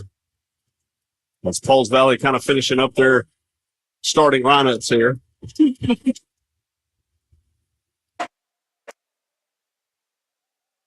So we are just a few seconds away from getting this one tipped off. Jake Rutledge alongside Eric Dodson, Tandra Hamilton, and R.J. Brooks over there doing all the hard work as usual. He's doing all the good stuff. That's right. Leopards need to move the ball a little bit faster than they did. They just came out slow, it seemed like, against Washington. Yeah. And had a lot of mental mistakes. It was a low-scoring game. And not to take anything from Washington, but they won, soundly there. Yeah. But the Leopards should have won that game in my mind. Yeah. We didn't shoot the ball very well at all. Nothing would fall. And honestly, their game plan to take Ryan out worked. Yeah. Yeah, as he found himself in foul trouble early on in that one. Had 3 before halftime. His Ince drives, layup no good. Pauls Valley will corral it. Did y'all catch a new starter out there? Yeah, Andrew Register starting in the place of Bryson Watts.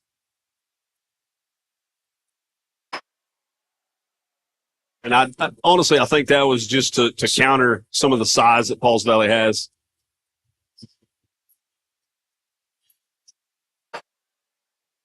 Kicks it down low. That's Kennedy. Goes up with it. And he'll draw a foul.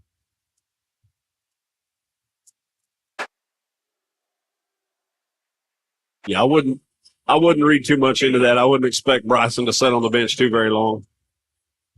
No, absolutely not. And two, I mean, it might be something, Davidson just wants to switch it up a little bit. See if he's got a little bit, these guys got a little more chemistry with Register in the ball game. So You got to find something. I mean, Yeah. in the past 3 games, something hasn't been working. So you got to find something that works, especially the closer we get to postseason. Oh, yeah. Was Kennedy able to knock down those 2 free throws? Leopards lead 2-0 here. Wild layup underneath. Register skies for the rebound, pulls it down. And that's nothing against Bryson. He's one heck of a basketball player, and we've all seen it. Yeah, It's just sometimes you got to play your matchup, and if Pauls Valley trots out as Henson lets that 3 go, unable to pull her to knock that one in. As we have a layup on the opposite end, that's good. But yeah, sometimes you play your matchups, and Pauls Valley rolls out with a couple of bigger guys in their starting 5. So I think that's Davidson's way of just trying to counteract that. And gave Register the start here tonight. Henson, 3 ball. That's nearly got it to rattle home. Kennedy had to rebound for a moment, unable to keep it under control. Pauls Valley will take it. It could be a simple thing as being a senior. There are 5 seniors out on the floor right now. Very possible. It's Pauls Valley. Yep. Well, I wouldn't say last. Do they come to Lindsay? I heard that flap over our. Kennedy will go to the line here for 2 more. They do. It's our last game of the season, so they'll see him one more time, but that could be a very good point too, Eric. They went to the concession stand and didn't get ice cream. I believe that's what they did. They got, it's like nachos and pickle and some water. You're going to go get some ice cream and let us know how it is. That's Kennedy able to knock down both free throws there. 4-2 Leopards lead. 6:05 to play first period. I'm getting some ice cream. Layup underneath, no good. Ents pulls down the rebound. Henson kicks it near side. 3 ball, nope. Can't really tell who had that there. Davidson makes them throw it down low and kick it back up before they shoot a 3. It was Watts that had it over there near side. But how about the ball movement? Yeah. They're going to get Kennedy there for the walk. Drug his foot. Nothing against Coach Davidson at all because he's just a quiet guy. This is the most I have seen him yell at the boys all season. And it's kind of probably like, okay, I got a lot of fire under them. They got to get going again. Yeah. I've got 2 boys that play basketball for him, and that last Washington loss, the yelling started then after the game. I can't tell you what was said because I wouldn't do that. It's Valley able to knock down the long 3. Well, as a head coach, you're not happy with that loss when you know you're better than them. Yeah. Not to take away from Washington. I'm just saying, you know that you're physically better than them.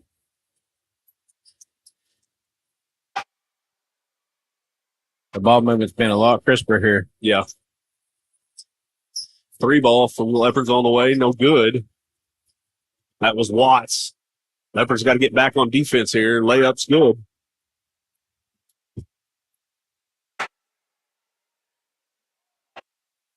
Too many transition points. Yeah, that's 4 of their 7 so far.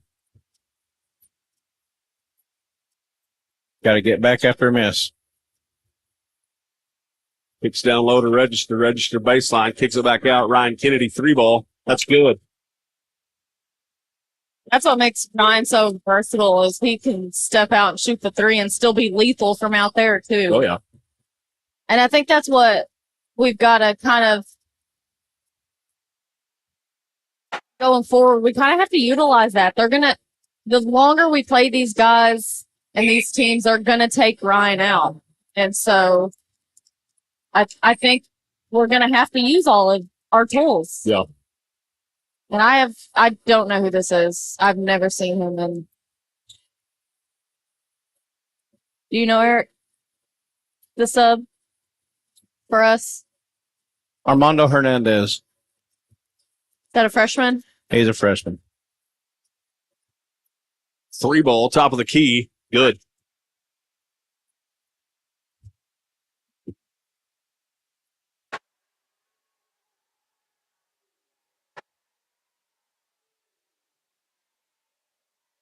Leopardettes. Now around to the freshman. Back out for registry. Again, good ball movement here in this possession. Kicks it down low. Kennedy, fadeaway jumper off the back iron, no good. As they'll get registered on the foul.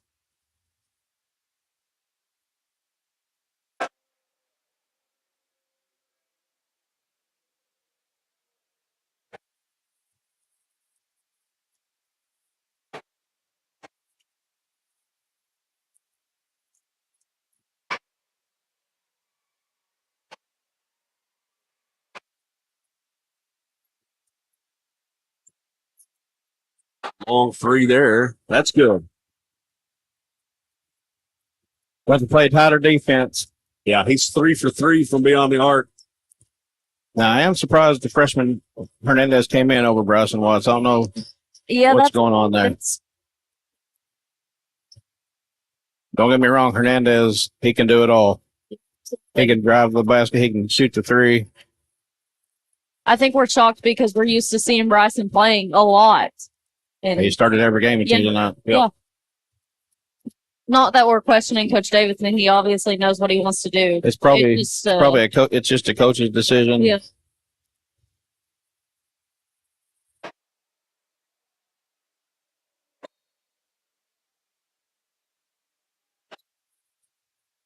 Vince gets it inbound. Register now. Henson back out towards the logo. Kicks it down low. It's Kennedy. Kicks it back out. Now Kennedy, little spin move. Shot's no good. Pauls Valley wants to go quick here. As It's going to get a foul. Vince will pick up the foul there.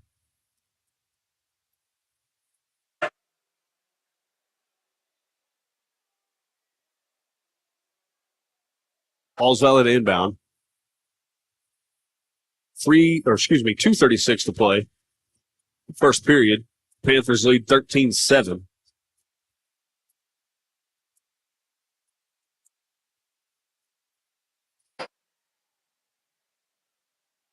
A little out of control there. Henson able to save it. Face. No, sure, while we're saving it, it would have been our ball. Yeah. Kennedy did take one off the nose there, but able to get down the court.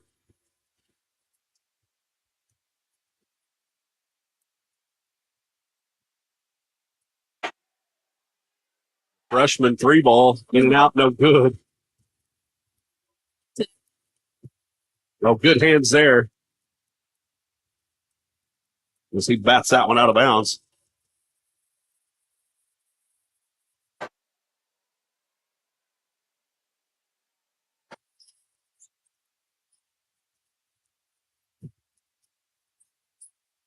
Now down low to the big man, kicks it back outside. Corner three, no good. As Kennedy unable to pull it in, layups there. That's why you block out instead of try to out jump everybody. If you don't have exactly the perfect angle, you're not going to get it. Find ourselves down 15-7.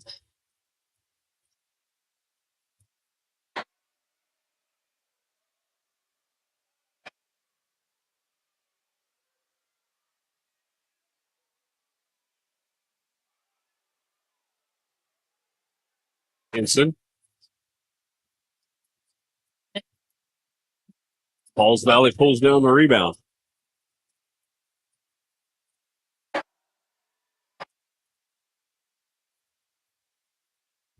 So they'll get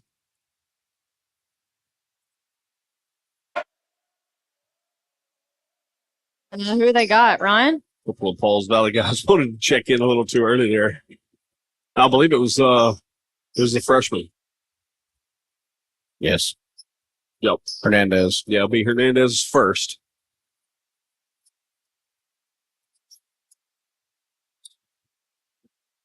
Pauls Valley, nearly the 5 second.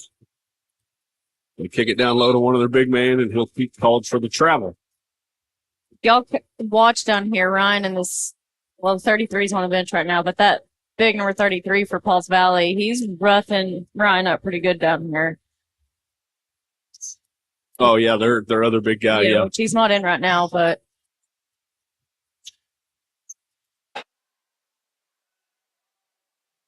It's top of the key. Kicks to Hernandez. Hernandez down low. That's Kennedy. Layup. Gets it to go.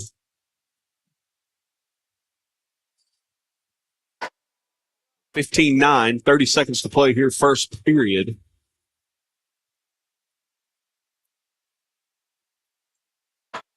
He started getting stops.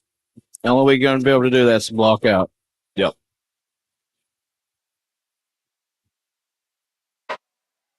Take the last shot here, Jake. Again, this is where the shot clock would be so handy.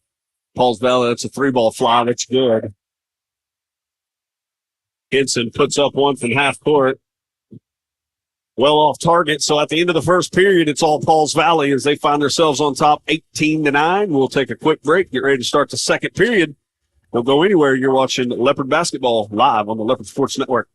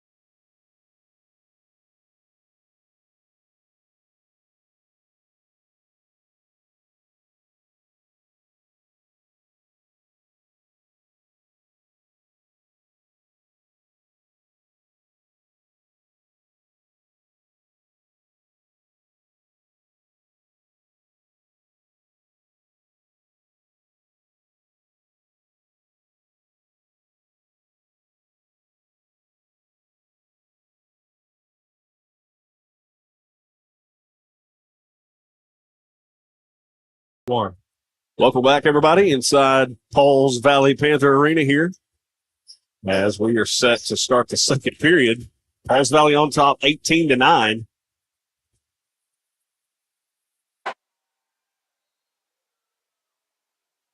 Sure what the student section's all They're going back and forth with giddy about there, but having some good fun down there, that's for sure. that. That is one thing I have noticed. Because I'm the Kennedy. sideline reporter, but they have been. It's all been good fun with both of them. Oh, yeah.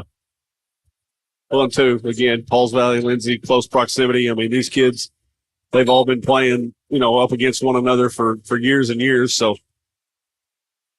Sure, the ball hit our mascot. it did go right off the head of the Leopardette mascot down there. From Halle Taylor. No, they changed. Oh, did they? Pretty sure that's Kaylee Martin. Pauls Valley gets it inbounded.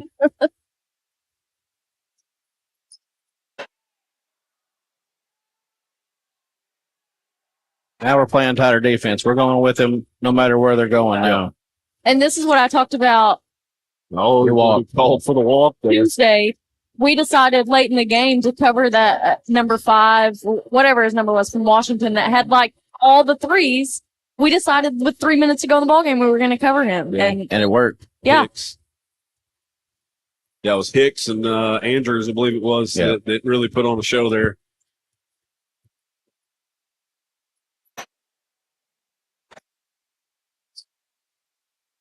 Watts, far side, kicks it back around to Henson. Henson over to Ince. Back out Kennedy, lets a 3-ball fly. That's good. gotta be careful doing that. Oh, they got the timeout. I was with you. I thought they might have got Kennedy for holding the hand up there, and teed him up, but not the case. As Pauls Valley calls a timeout, just a 30-second variety, so we'll keep it right here. 18-14. Leopards trying to get back into this one, as Eric mentioned, playing a lot tighter defense on the defensive end of the ball. So far, it's paid off. We only have 3 defensive rebounds so far. That's Yep. unusual for us. Well, that's because everything Paul Valley is throwing up is going in. Going in right now, yeah, they're having a hard time missing, so. That won't happen all game either. No. Cool down at some point. We've gone from a 9-point lead. We've cut it down to 4. Little floater. It's offline. That number 3 for the foul. Yep. Ince had the rebound. Had a guy on his back.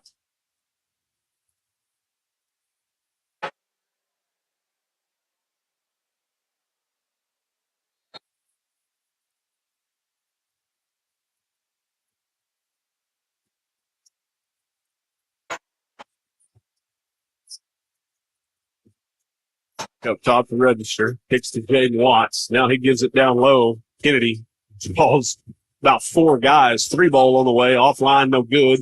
Kennedy pulls down the rebound. Tries to go back up with it. And is fouled in the process.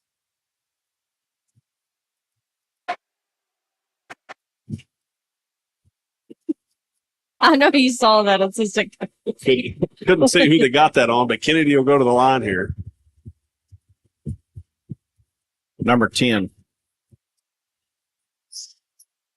I believe that is, I want to say his last name's Humphrey. Don't have a Pauls Valley roster here handy. Second free throw from Kennedy rattles home. Yet to miss from the line tonight. 6 or 6. So 18-16, 6:16 to play here. As Another turnover, Jake. Yeah, who just dribbled that one right off his own foot there. We score here. Pauls Valley take a timeout. Very possible. Kicks it down low to Kennedy. Back up top to Henson. That's register. Good little drive there. He lost control. And we're going to go over to Pauls Valley.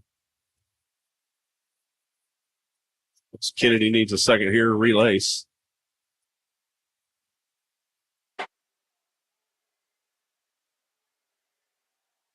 Davison giving the ref an earful. I have not seen that all season. I'm telling you, yeah, he is wound up tonight. Here comes Bryson Watts in, fellas. The ref is also fixing to tell Davison he needs to calm down. And the freshman coming in. Seen him all year talk to a ref, so He's got a fire lit under him.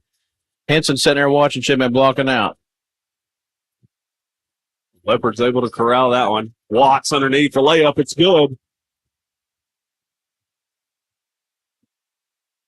Leopards have clawed back into this one to knot it up at 18 apiece with 5:23 to play here in the second quarter.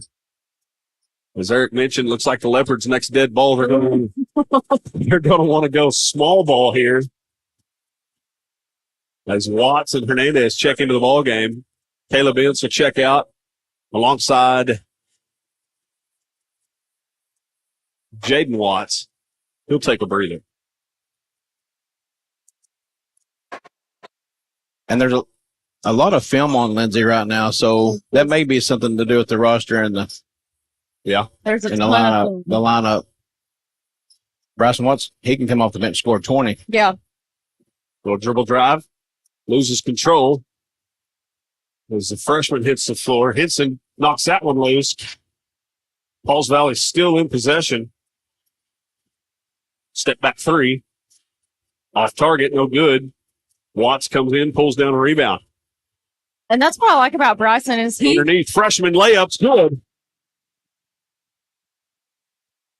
As Pauls Valley wants a timeout. We're going to talk about it as the Leopards have climbed back in front here, lead 20-18 with a little over 2 minutes to play in this first half. We'll take a quick break. You're watching Leopard Basketball live on the Leopard Sports Network.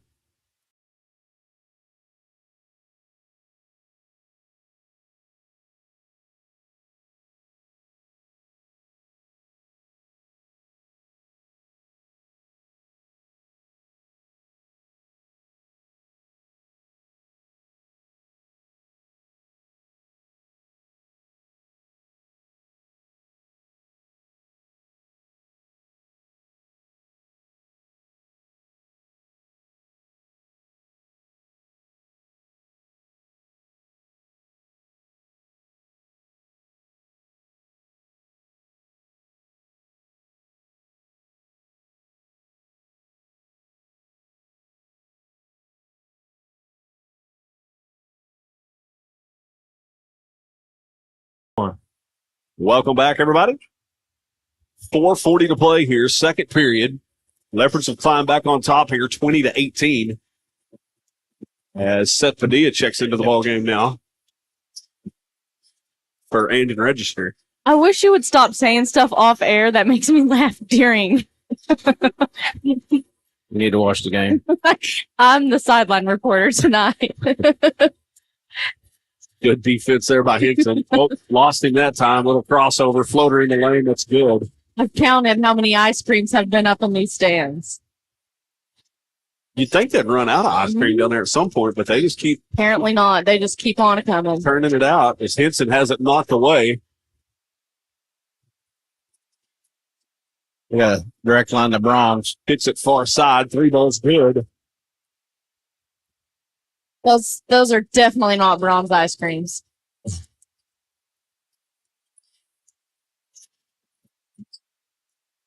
Take him. Takes it down low. That's Kennedy. Kicks it out to Padilla. Go back to Henson. He'll slow the pace, set up a play here.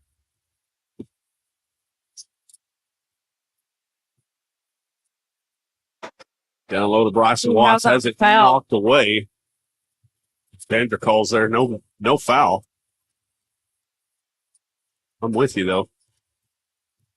Got away with a little bit of a reach.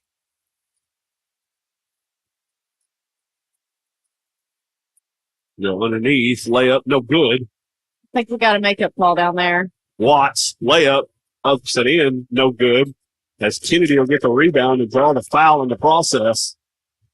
So he'll go to the line for a couple. Just crazy, in my opinion. What Bryson should be the one at the line right now. Yeah. Either way, we'll take it because, I mean, Ryan's a really good free throw shooter, too. So it's just crazy.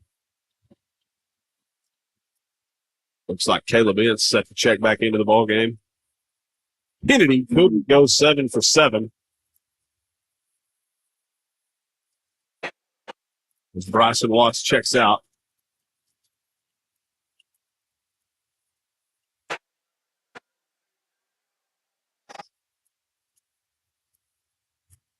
Pauls Valley likes to go big as big number 33 comes back into the ball game, as does Andon Register for the Leopards. We definitely need to keep an eye on 33 and Ryan when they get back down on the offensive end for us. Because, like I said, when he went out, they were going at it pretty good. Well, I noticed in the Pauls Valley game we watched there at Lindsay during the Hately tournament, 33, that was kind of his job that night, that just body somebody up and just wear on them, just keep pounding away. And I think that's what they're trying to do here tonight. Is that 3 balls good?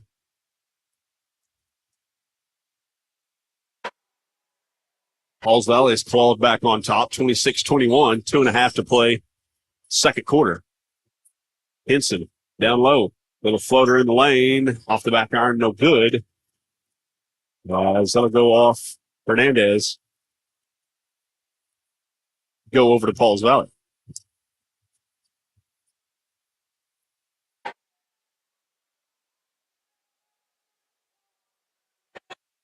Coach Davidson continues to talk to the refs every time he comes by him.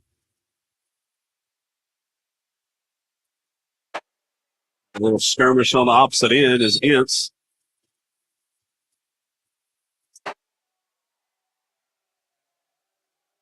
As we'll have a foul against Pauls Valley. That'll go on number 4, be his second. That'll send Ince to the line here.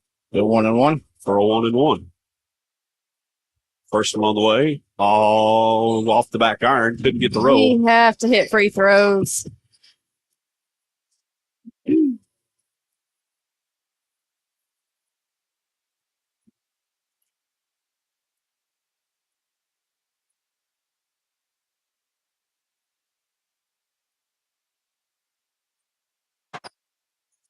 Pauls Valley throws it away. Seth Padilla's not paying attention there. Ends up right in his lap. But he'll keep his head up now. have a ball. You're just full of jokes tonight, aren't you? Watch the game changer. I have been, okay? Hernandez over to Ince. Now around to Henson. As we're going to have 33 foul on big number 33. Him and Kennedy getting a little bit physical down low. And Coach Davidson just got a warning. So Coach Davidson will have a seat for the time being. I don't think he's like this, Coach Davidson. Yeah, I don't think he's sat down this whole first I half. don't think so either. I like this. I like him. Like he's feisty. He's wanting to win and Yeah. he's wanting his team to do better. I like this side of him. Kennedy second. Gets it to go as well. But I'm glad that this foul was called because, like I said, when he came in, that they were going at it pretty good. Kennedy 9 for 10 from the line. 3 ball. No one blocking out. Everybody trying to out jump each other. Step back 3. That's good.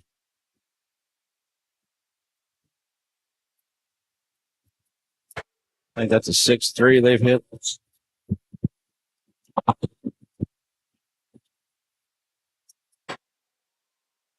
Henson. Now down low, back out the register. Henson 3 ball on the way. That's no good.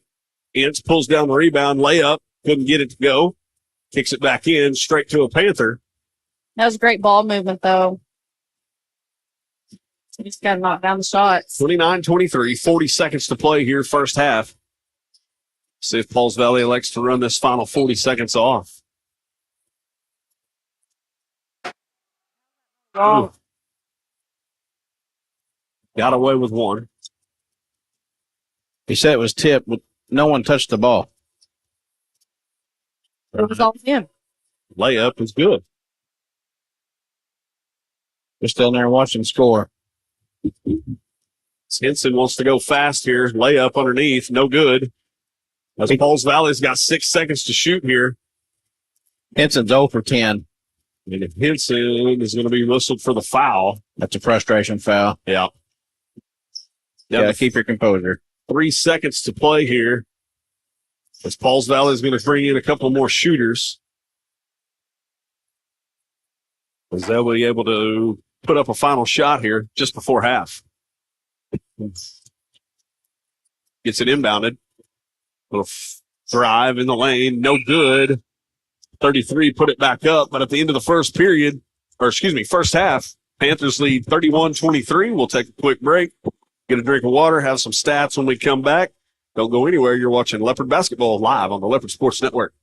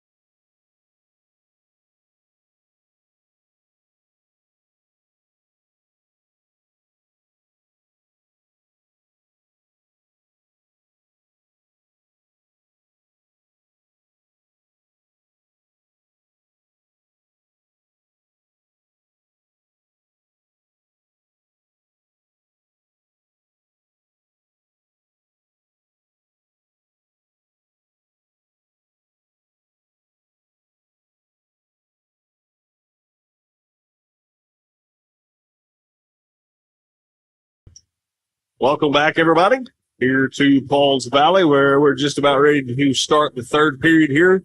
Leopards trail 31-23 as Paul's Valley's three ball has been on fire here tonight so far.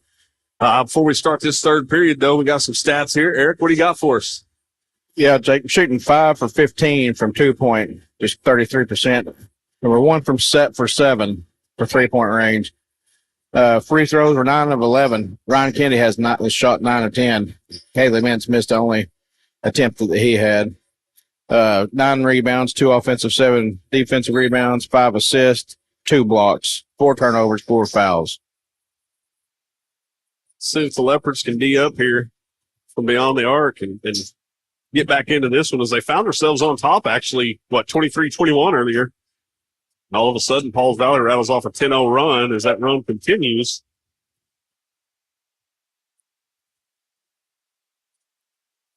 There was a lot that happened in that. At the end of the first quarter, we were down by 9. We found ourselves back up in the middle of that second quarter and then ended up down 8 at the buzzer.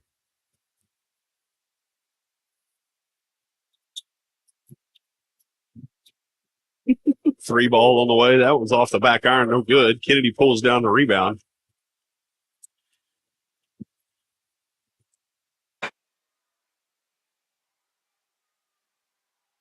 It's down low. Henson gets it to go. Count the bucket and one. He kind of laughs that one off. Finally gets one to go as he started to actually, you mentioned it, 0 for 10 Mitchell was there in that first half. Got to feel good to finally get one to rattle home for you. Free throw, a little bit long, no good. But he's finally off the Schneid. The what? Schneid. Rebound underneath, that's register. You get off the Schneid. You make a bucket, you hit a home run, you hit a 2-out double, you get off the Schneid. Why don't you save that for baseball season? Now nobody's going to know. Well, you can get off the Schneid in basketball too by finally making a, bucket. So Henson will cross over, drive underneath, kicks to Ince. Ince could get it to go. And unable to pull down the rebound, but we'll have a jump ball. It'll stay with the Leopards. We just can't seem to get anything to go. That one would have been fine, but Ince wasn't ready for it. It was a good pass by Henson. Ince just wasn't ready for it. He had a wide open shot there. Yeah, Henson, he's got a way of doing that. I mean, he can make some passes. We've seen a couple there in the Haley tournament. Even one of his reverse layups, was kind of crazy and acrobatic. And when he lets the ball go, man, sometimes he's not even looking at you. It's a crossbody, no look pass, something like that. So definitely hard to zone in on. Paul's Valley, that's another 3 fly, no good. Rebound underneath. I'll stay with Paul's Valley. I want to go down there to the Leopard bench and scream at every one of them. Block out. Got to block out, yeah. It makes me sick. Second opportunity here. Register. Able to bat that one away. So Henson walking across. Just under 6 minutes to play here, third period.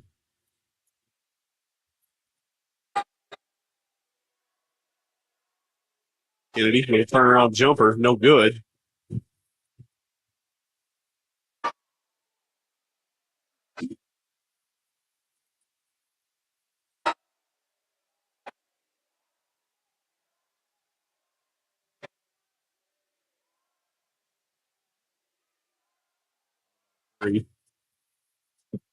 Now kicks it near side. That's a 3. That's well short.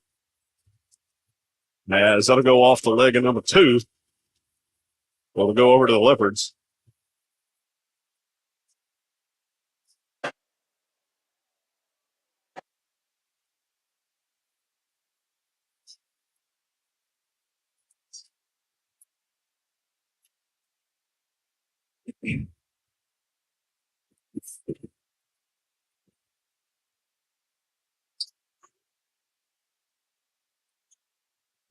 Henson gets it down low to Kennedy. Kennedy brings it back out. Now he's going to drive. It's going to be fouled on the floor.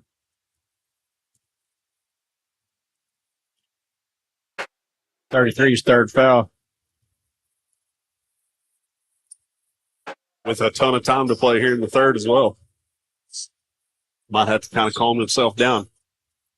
Big physical kid. They're calling every hand check and everything now. They're going to try to get more control of this game. So again, we got a foul on the floor. That's number 20. You don't want him to foul out. Leopards to inbound. Gets it to Kennedy out top of the key. Now to Henson out near the logo. Watts around to Henson. As they're going to get From the 33 again. 33 again for the push. Oh, got his knee into him. That's going to be his fourth foul. Just 20 seconds ago, he picked up his third. So 33 is going to have to check out here.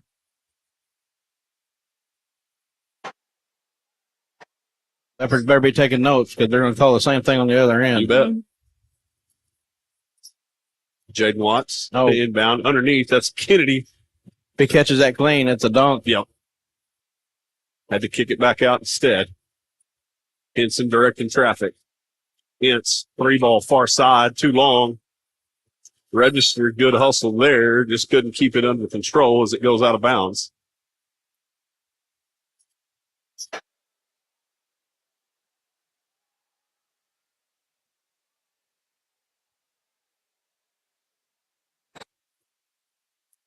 Near side elbow.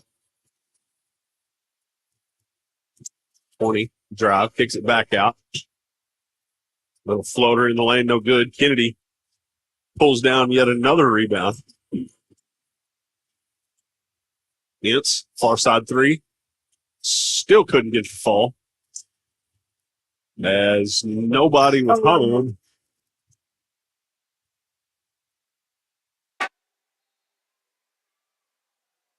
Leopards, again, didn't get back after a miss. It cost them. As Ty Ferguson checks into the game for Jaden Watts. This will be Ty's first action of the night.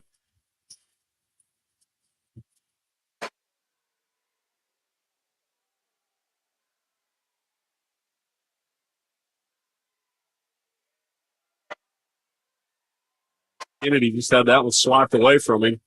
Good hands there by number 2. Kicks it back underneath to him. Layup. Good. It's ran by Mitchell Henson. You don't say that very often. Run by Mitchell Henson. Ferguson. 3-ball. That's good.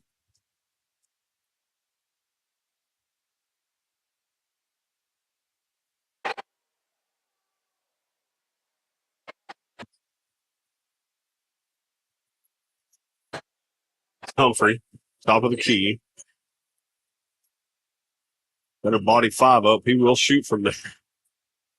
As Ferguson's going to be listening for the reach. I'm not quite sure what to say. I don't know what's happening. I don't know why Bryson isn't playing very much. He's one of our best scorers, in my opinion, and he's on the bench, and we're not shooting the ball very well right now. So it'll go off the hand of Humphreys. I don't know what's going on.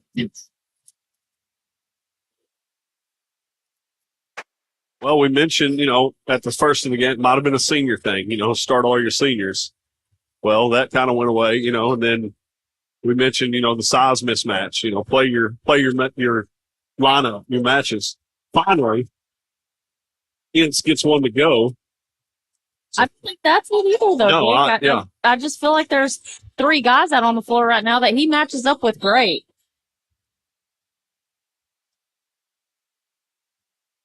As Ince does a good job there on the defensive end, setting his feet, drawing the charge. That'll be on number 5. Just his first of the night.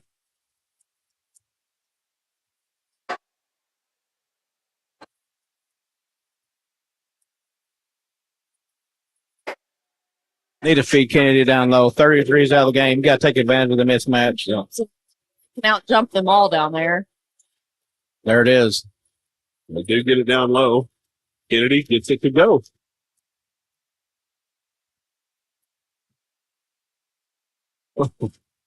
They're going to get Mitch Henson there on the foul, as he was trying to body up too.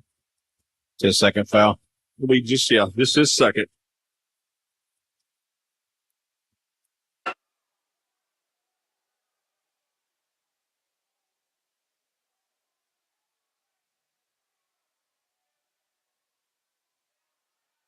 Gotta stay on that one, Todd. Moving screen. Yep.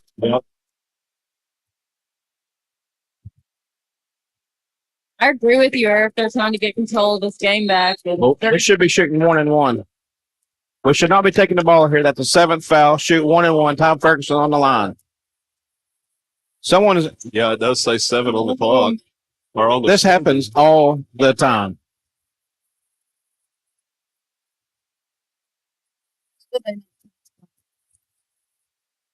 The score table's got to tell the refs. Kennedy down low, drives. Didn't get it to go, but he draws a foul in the process, so he'll go to the line here for a couple. It's their 8th team.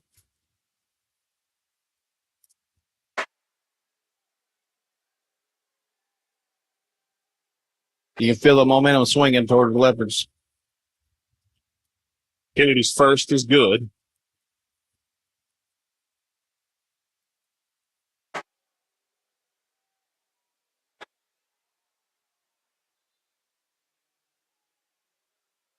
As Henson checks out.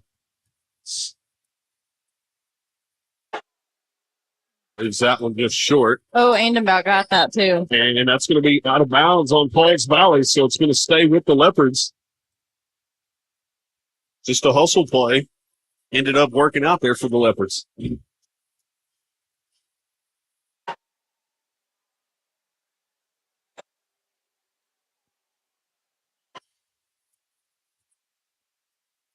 .125 to play, third period. 37-34, Leopards trail.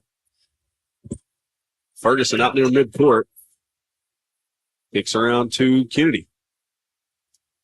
These Leopards are wanting to slow the pace here. I'm not sure. They watched the film on Lindsay.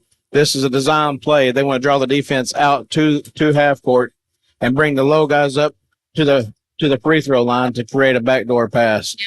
We've run this play every game, and it's worked a lot, but you can tell Pauls Valley's watched the film. They were over there in the gym during the tournament pretty much all week watching them, so not only film, they got to see it in person too. There it is. Be there.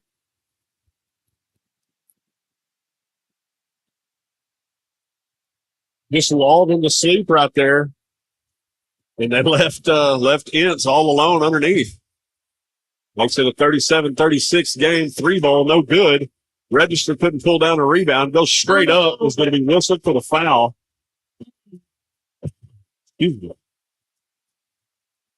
It may not have been a good call, but I can't disagree with him. He should have blocked out, and we don't have to worry about that. Yeah, originally, yep. You block out the first time, we're going down the other end. Period. That free throw rattles home.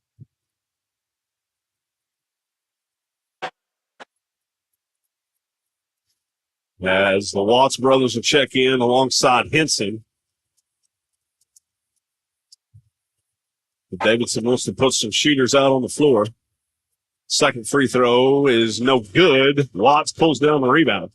We still have time to set up a play. Oh, yeah. Still, yeah, right Give it now, a few seconds. 10-second mark as Henson brings it across over to Bryson Watts.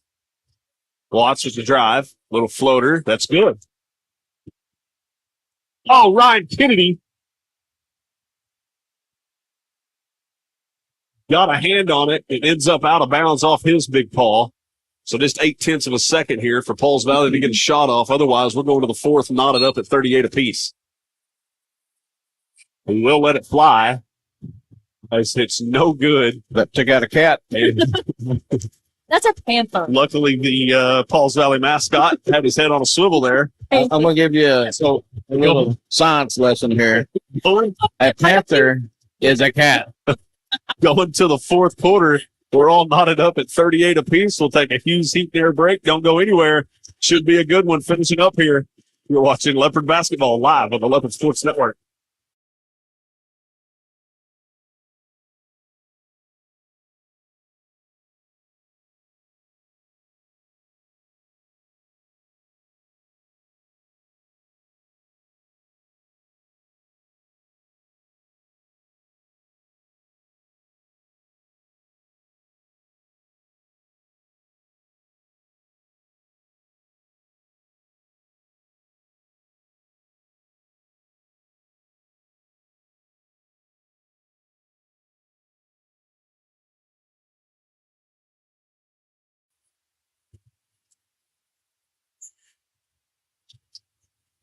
Welcome back, everybody, as we are ready to start the fourth and final period here. Leopards claw back into this one, knotted up at 38 apiece. I expect a heck of a finish here, moving down the stretch. Saying nothing. As Pauls Valley's set to inbound. That'll be a first.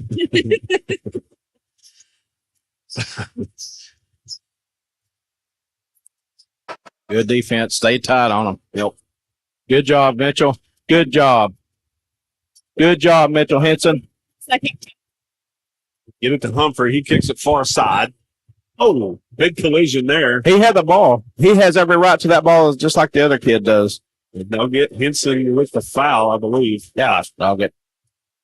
It's Mitch's third, isn't it? Yes. I think he could have played some safety, Oh, yeah. you know? Running back, safety, Golly, I wish he'd have played football. It'd have been anything. awesome to watch him. Just like his dad. Absolutely. Get to see him on the diamond here a couple of months.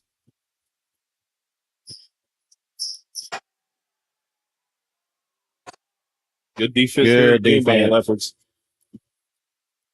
Good switch. Good communication. Pauls Valley nearly Little throws it careful, man. away. Ooh, yep. Yep. Well, that's what good defense does. It creates turnovers. Yeah.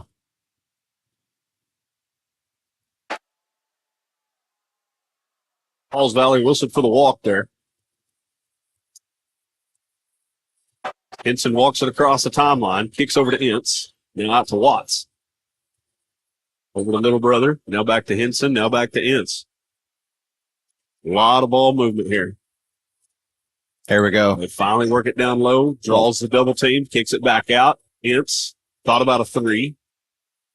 Give it back to him. Give it back to him. Now go. Little turnaround jumper, no good. Ince couldn't corral the rebound.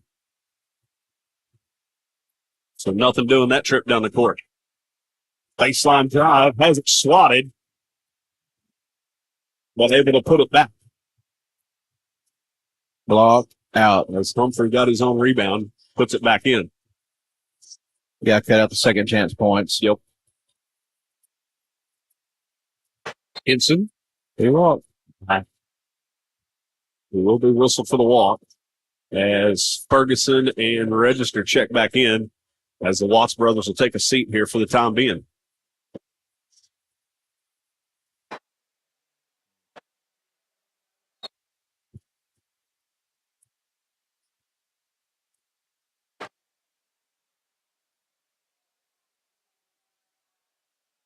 .605 to play as he lost it.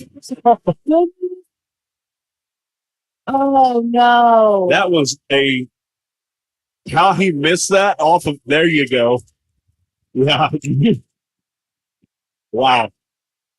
Unless that ref thought Henson poked that thing loose. I won't say that ref graduated from Pauls Valley, but he probably went to school here and did the best he could. He just bounced that off of his own foot there. I mean, that was, His face. yeah, everybody in the place seen that. One guy did get the call right. He changed it. Leopards take over here. Henson will drive, kicks it out. Ferguson able to corral it. Kennedy, long jumper, couldn't go. And that was a good reverse call right there. Those two of these refs on the floor right now have state tournament experience every single year they're at the state tournament. So they definitely don't want a bad call to Right. stick with their name, I guess you could say. Yeah.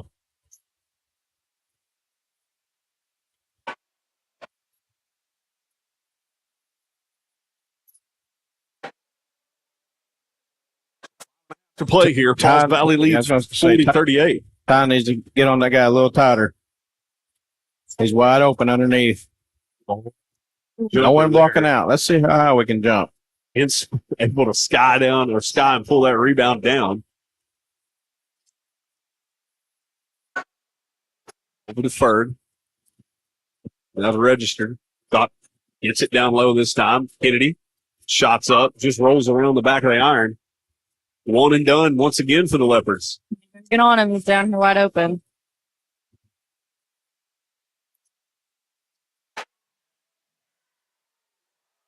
A lot underneath. That's hopefully.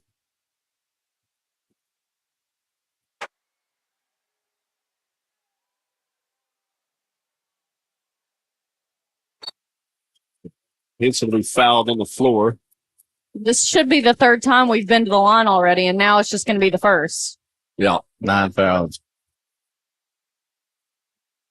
Looks like Fernandez will check back in.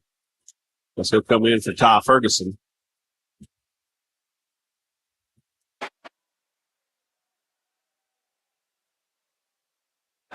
I think his defense is a little bit tighter on number 20.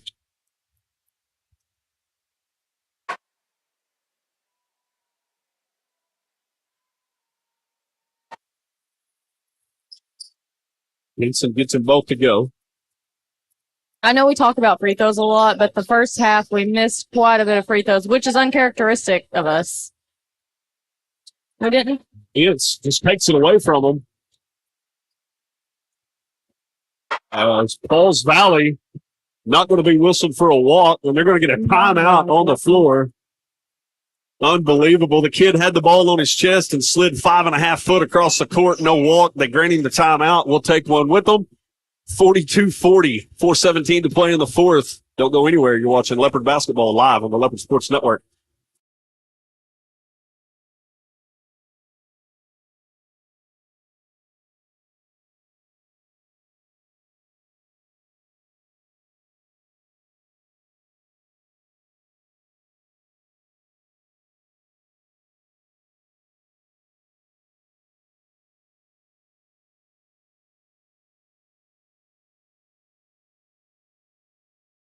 One. Welcome back. 4:17 to play, fourth period. As the Panthers find themselves on top here for the time being, 42-40.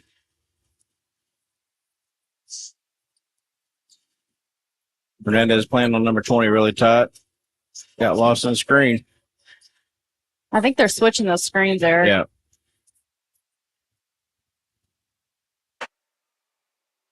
They're going to get the foul counts even back up, looks like.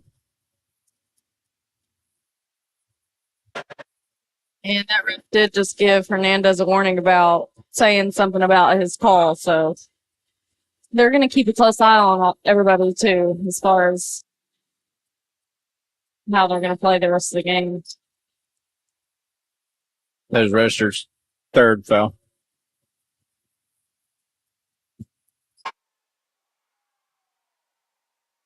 Register pulls down the rebound. Both free throws unsuccessful. Henson not on the logo.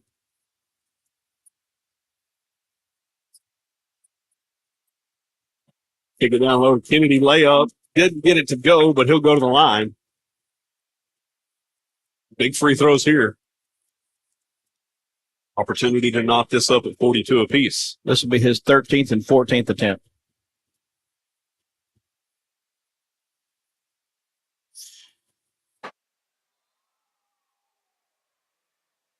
This is good. He's made 11 of them. That's what you got to do in close games. You got to make the free throws.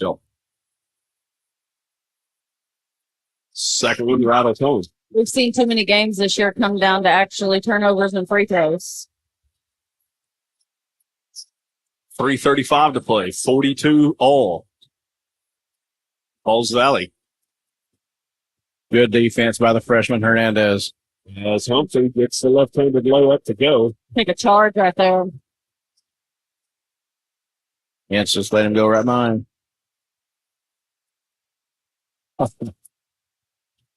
That's Henson's fourth foul. They'll get Henson on the charge. He slid over in front of him. Yeah.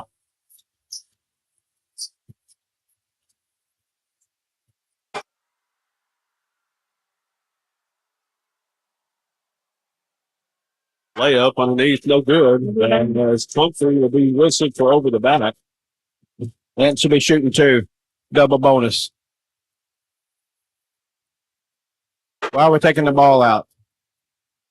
Okay. There he goes.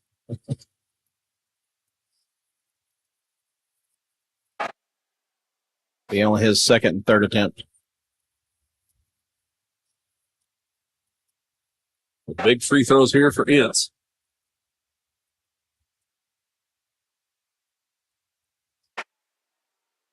Humphrey will check out for Pauls Valley.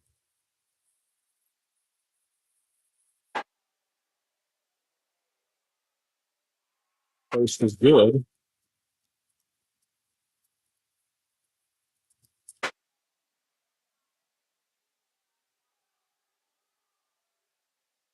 Ince is second. Good as well. So again, knotted up 44 apiece. 2:59 to play in the ball game. Next foul puts him on the line 1-1. Bet they're going to take their one-on-ones. Kennedy needs a switch for somebody to let somebody else on him. Three ball from the corner, no good. Henson with the rebound. Little pull-up jumper, no good. Gets his own rebound, puts it back up, still no good. As Kennedy unable to keep it under control. As we got some water on the court.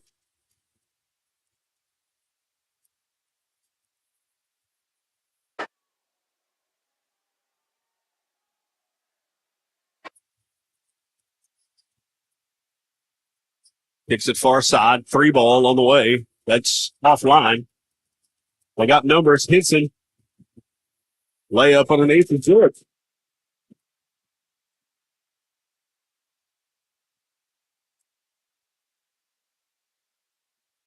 Leopards back on top, 46-44.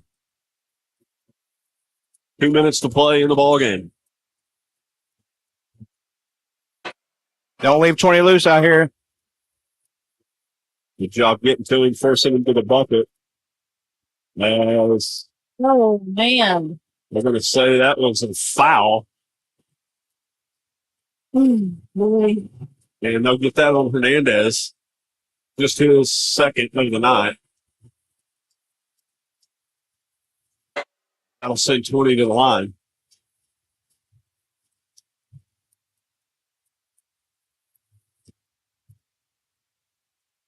Rattles home the first.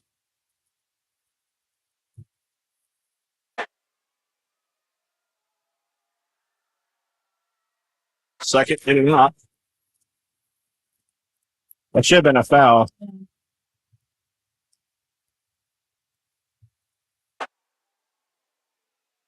Leopards lead 46-45, 1:44 to play in this one. Henson strolls across the timeline, kicks to Ince, now around to the freshman, Hernandez. Down low to Kennedy. Had register underneath for the moment. Kennedy, little crossover, doesn't get it to go, gets his own rebound. What a move.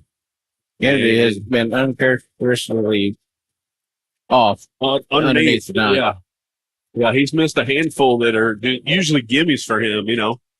We seen it the other night in the Washington game. The kid couldn't miss from underneath and just having a little bit of an off night as far as the layup goes, but he's made up for it here on the free throw line. Let's see if he can continue.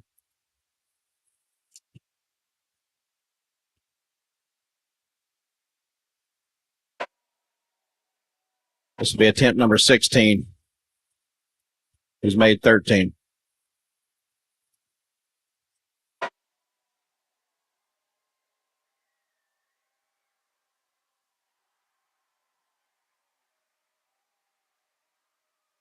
Kennedy gets them both to go there. 123. Leopards on top, 48-45. We got to get a stop right here, a big time stop, because if we get a stop, we're going to go down there and we're going to hold the ball. Yeah. Don't foul. Yeah. If we're going to foul somebody who hasn't really, I guess you could say, been on. Floater in the lane. Golly. So they'll get Hernandez on the foul, He didn't even touch him, guys. and they'll count the bucket. So and one. As he'll go to the line here to try to knot it up at 10 or at 48 with 102 to play. Free throw on the way. No good. Couldn't convert. Inside of a minute to play. Leopards lead 48-47. Oh, Yeah, I'm with you. I like that.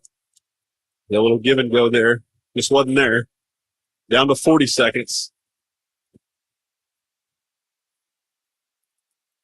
And they'll get a foul on number 20 as him and Hernandez got tangled up there.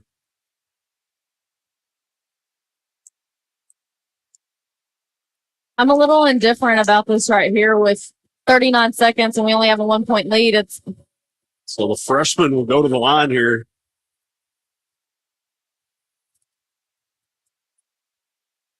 Couldn't get the first to go. He does have 2 points on the night. So he had a layup go underneath. He's generally a really good free throw shooter. A lot of pressure for a freshman in his first game. Second, In and out. yeah. Down to 33 seconds to play. Leopards lead by 48-47. Got a D up here. You almost want to foul and go 1-1, at least get the ball back.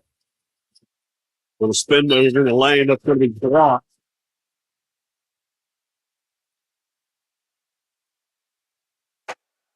Wow. Be registered sports foul. No, that's on Henson. It's on Henson? That should have been on the register. So Watts will check in for Henson as he's done for the night.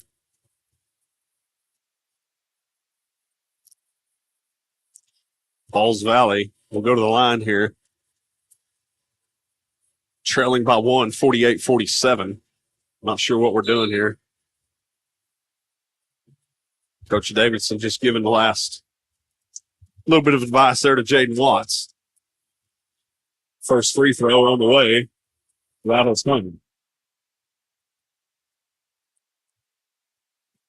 Block out. If this goes, the only good thing is we do have the ball with 21 seconds left. Leopards inbound. Get it to the freshman. Now around the register. Freshman. Over to Watts. Leopards trail 49-48. It's over to the freshman. As Coach Davidson wants a timeout with 7 seconds to talk about it. And again, just like in the girls' game, slipping away late. Leopardettes come up short in the final few seconds. Leopards find themselves down 1 here with 7 seconds to play. As Coach Davidson's going to have to come up with one heck of a play call here to get a bucket.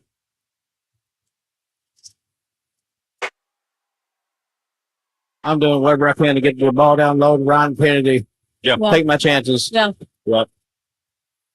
Chances are he's going to go up, and if he doesn't make it, he's going to get fouled, and he's the best free throw shooter. Yeah. I mean, at this point, you want Ryan to have the ball in his hands when it comes down to the shot. Yeah, when they're down by 2 or 1. Yeah.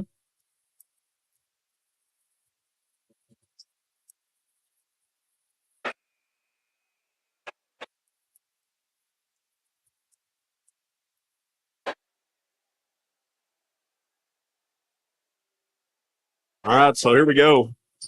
Let's see what kind of play call Coach Davidson's dialed up here. 7 seconds to shoot. Leopards trail 49-48. Obviously, no fouls to give. Gives it to Watts. Around to Kennedy. Kennedy loses control. Unbelievable. 2 meltdowns in the final 30 seconds here tonight. Cost the Leopardettes and cost the Leopards. Absolute meltdowns in the final 30 seconds of the ball game. Results in 2 losses. Unreal. You hate it for Ryan Kennedy, who did his job at the line all night, converted 14 free throws, did his job as far as it goes on the free throw line, but you get him the ball right there. He's, 28 feet away from the bucket or something, has to drive. Just not the ideal situation for your 6'6" senior. As Pauls Valley is going to come out with the win here tonight, and the Leopards have lost another one. Acting like it's a state championship win over there. Wow. I don't know what to say. I mean, that's a game, Eric mentioned it, the momentum had kind of shifted back towards the Leopard side. They find themselves on top, grab themselves a lead, and you're thinking, okay, you're going to get it done, but not the case. You come up a little bit short there. You send a kid to the line there late. He's able to convert both free throws, put yourselves on top 49-48, and that ends up being the final nail in the coffin for the Leopards. So, again, both the Leopardettes and Leopards go down to Pauls Valley here tonight. They've both lost back-to-back games.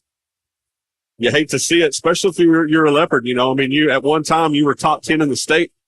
You feel like you're probably going to take a tumble after back-to-back losses. We're going to drop for sure out of the top 10 after this. Yeah. I think that the loss to Washington, we probably would have stayed at 10. Yeah. But this loss right here will definitely push us probably back down to the 14, 15 area. Yeah. Yeah, I wouldn't worry about the rankings right now because we're going to be in the playoffs. Yeah. You just hope for a good seed, and we'll be at the top tier, but we got to figure out how to block out. Figure out how to block out, you win basketball games.